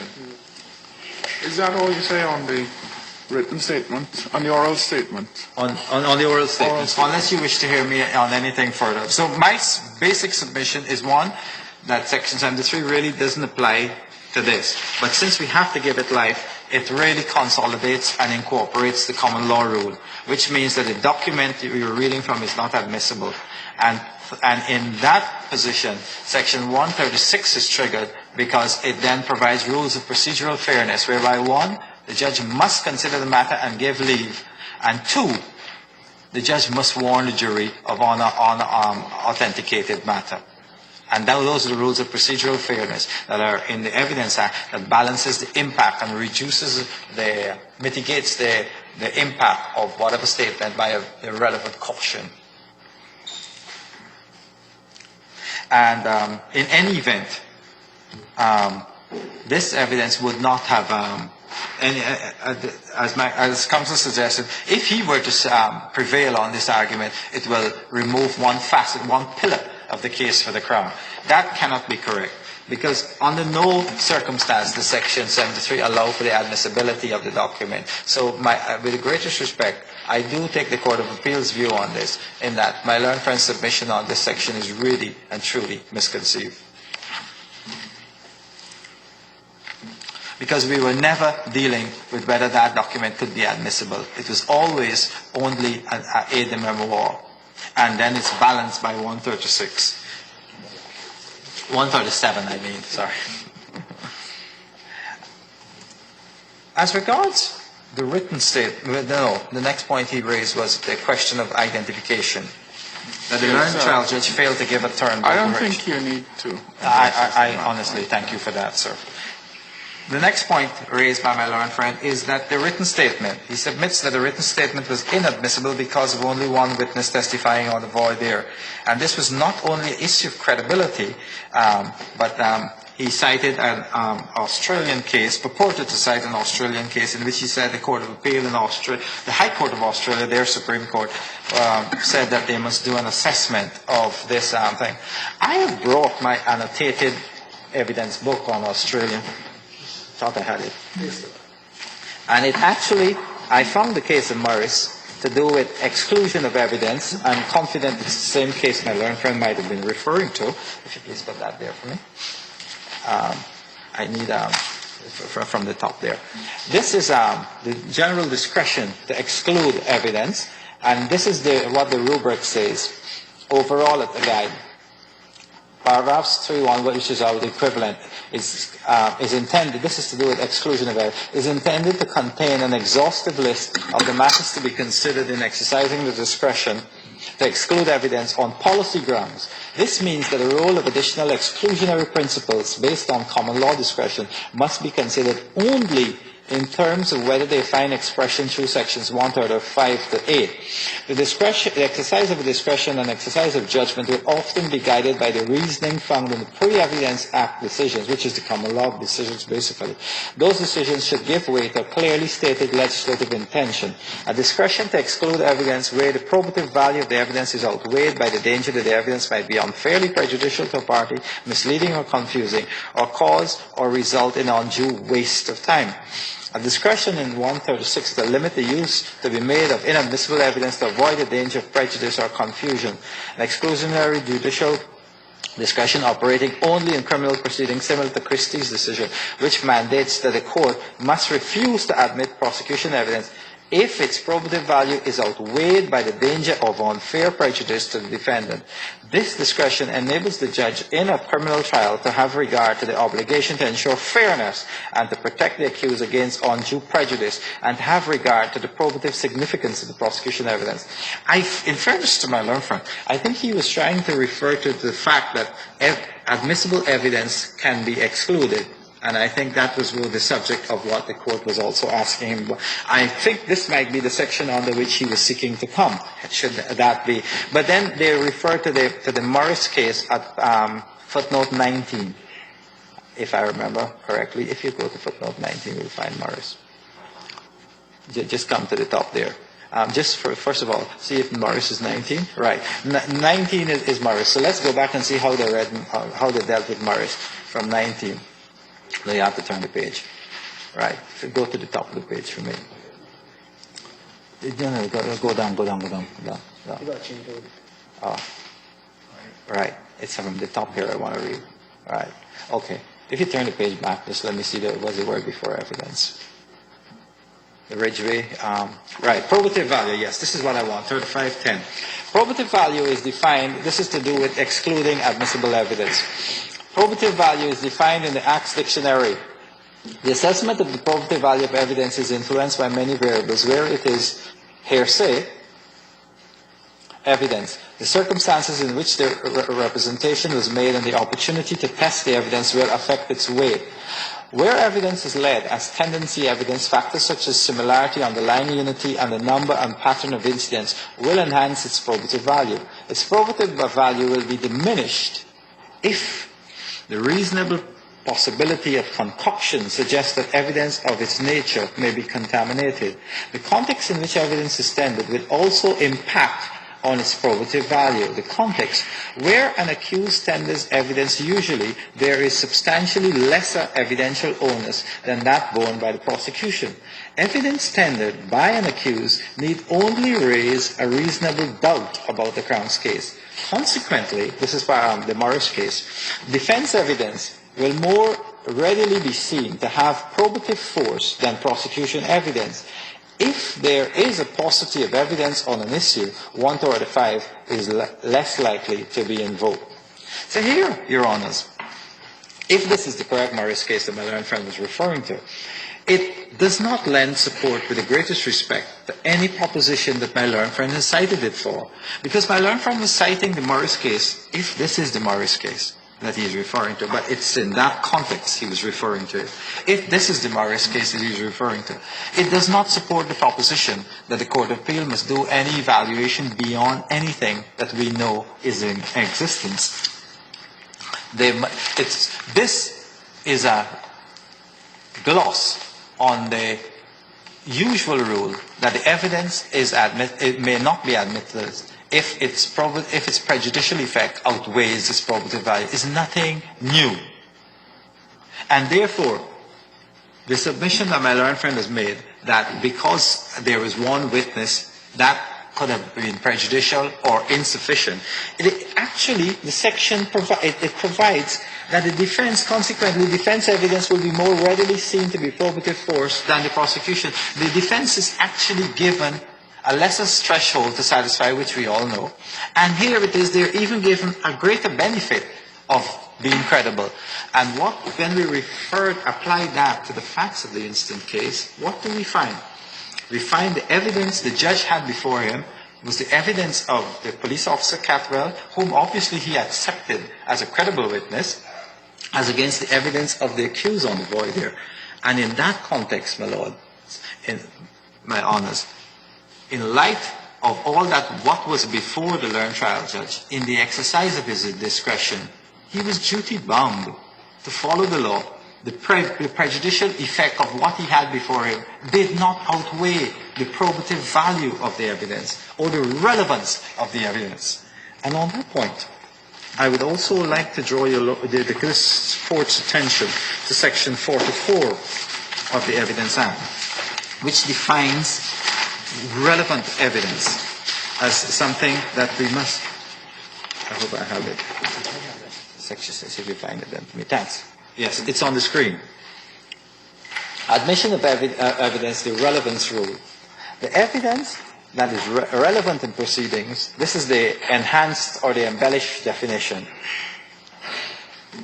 In proceedings, the evidence that is relevant in proceedings is evidence that if it were accepted could rationally affect, whether directly or indirectly, the assessment of the probability of the existence of a fact in issue in the proceedings. In particular, evidence shall not be taken to be irrelevant by reason only that it relates to credibility, admissibility of other evidence, or failure to adduce evidence.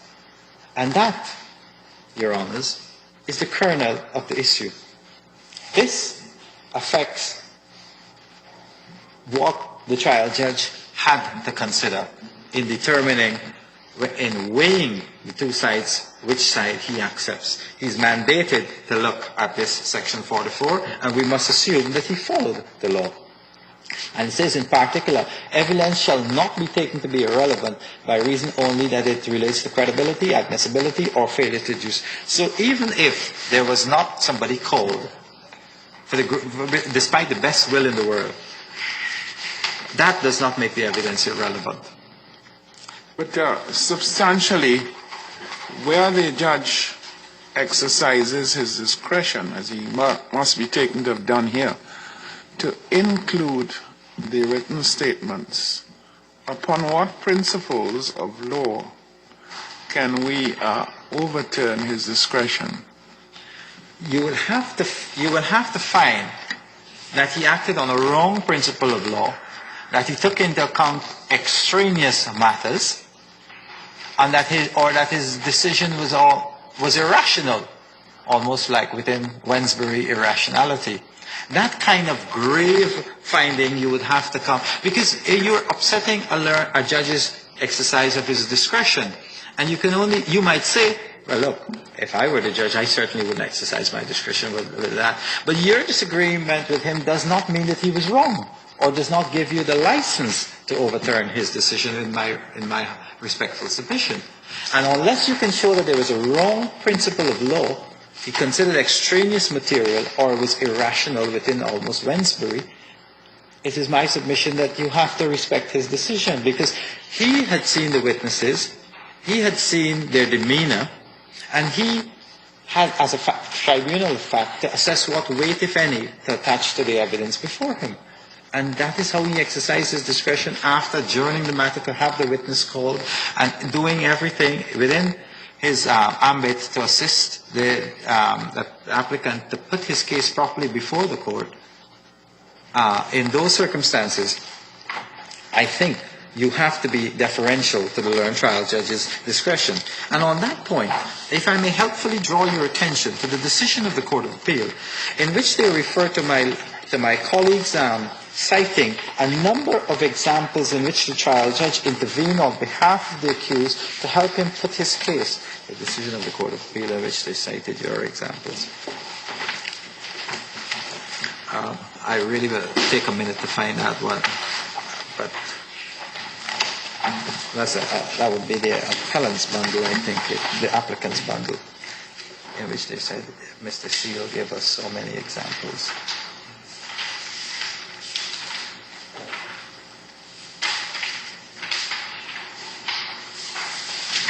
Let me see if I find it.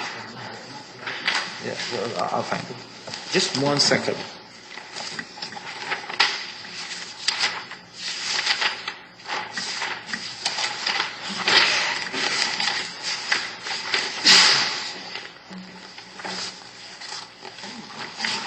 You're given them a number of examples in the sheet.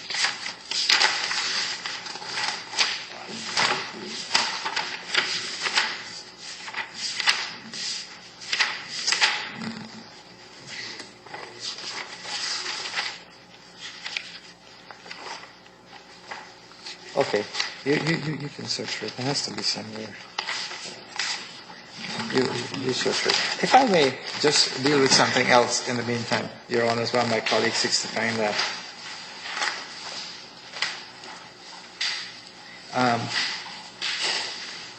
It is therefore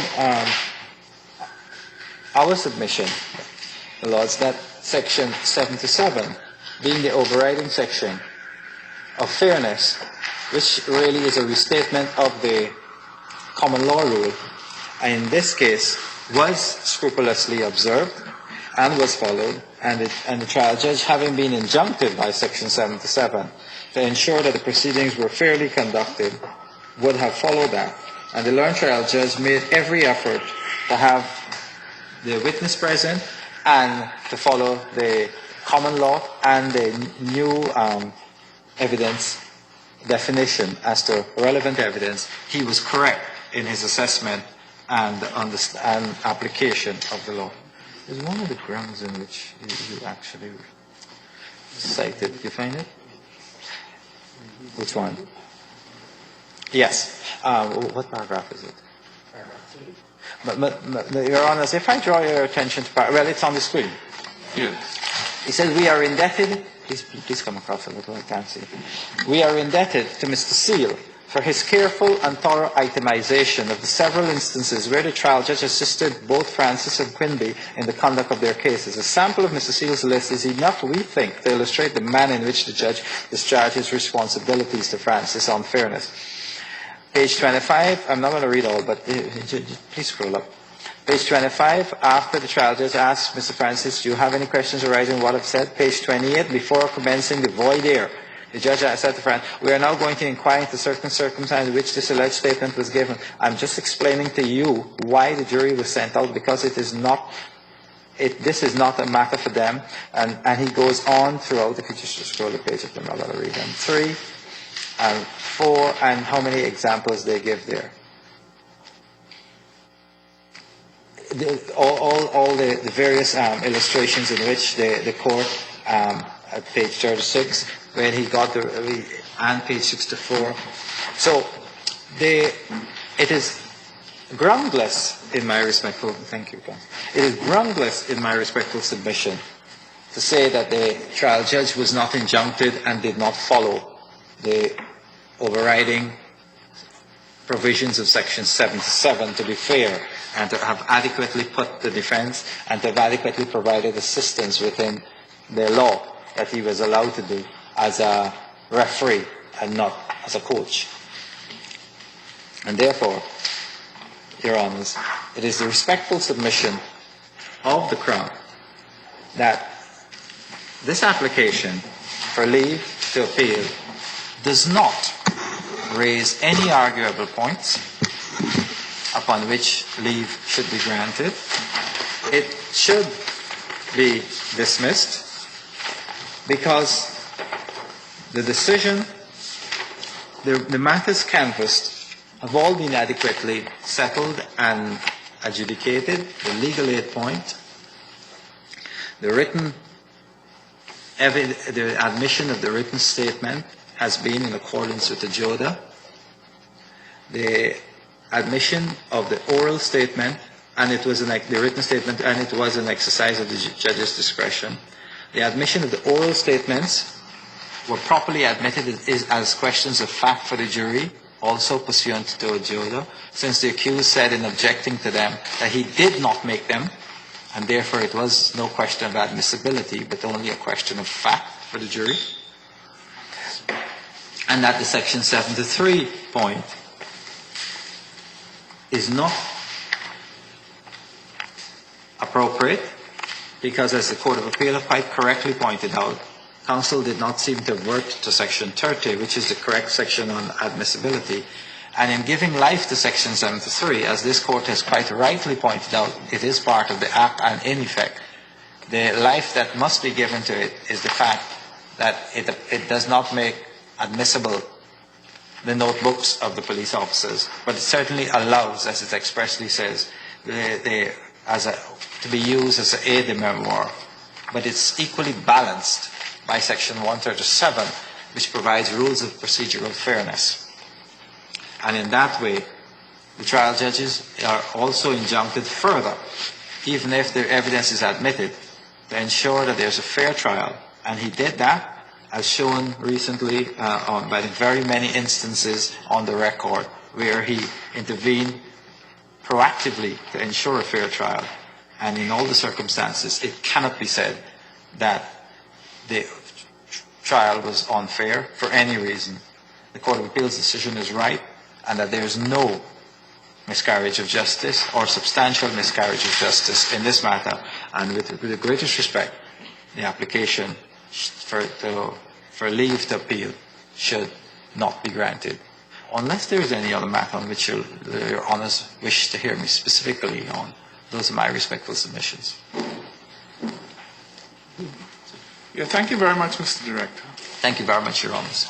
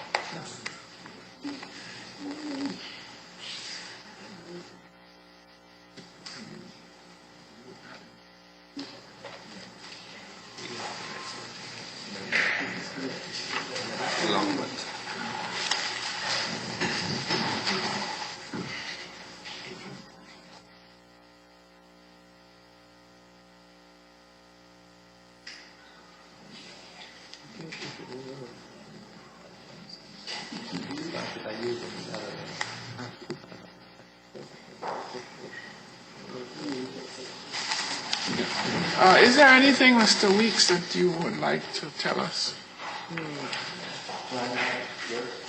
Yes, please come to the podium. There's only one point that was raised by my learned friend, the director, which I would just have sought one small piece of clarification on. Yes, please. It was to do with the point vis-a-vis the 137 warning that would be given to correct any perceived injustice vis-a-vis the reading into evidence of material from an otherwise inadmissible document. We submit that there's a difference between oral evidence as set out in the subsection of 137 and a situation where a person speaks where they're reading verbatim from a document.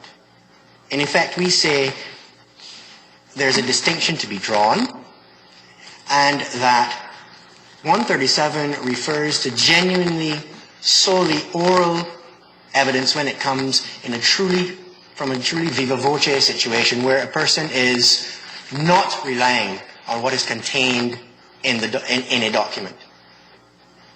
In other words, if a police officer came on the stand and said, Mr. So-and-so said X to me, that would be fine. And if he was cross-examined as to whether or not there was an initial in his notebook, and there was none, if he gave evidence that he remembered the incident, and that he was actually giving the viva voce evidence of that occurrence, then it would be strictly a matter of weight. Whether the jury could believe him, given the number of cases that he would have to have dealt with. Contrasting that is a situation where a police officer does not establish that his memory is revived, but is then allowed to read verbatim from a document which is itself inadmissible. So we say there is a distinction to be drawn between the warning in 137 and the situation where there's a combined effect of Section 73 and Section 30. There must be a fine distinction drawn between the two, and that a warning under 137 will not cure the prejudice to be done to an accused man because it is inadmissible evidence and not a situation of weight to be given to admissible evidence. So that was the only point where I wanted to... Do you draw that distinction? It's a very fine distinction, man, but it is one which in reality can work severe injustice if not followed scrupulously to accused people. There is a protection, as I believe Justice Saunders was saying, and Justice Nelson, there is a protection there which ought not to be circumvented by a slick, to use the vernacular, rules of justice.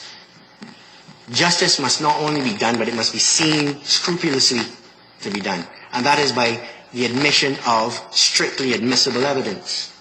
If evidence which is otherwise inadmissible is allowed to come in, and convictions are secured on the basis of that type of evidence, then can we really truly say that justice has been effectively done?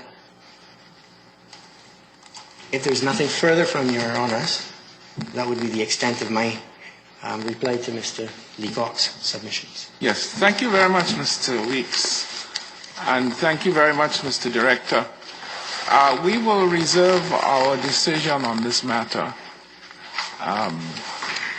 We think that the submissions were very full, and we are grateful for the assistance which you have given us. All right.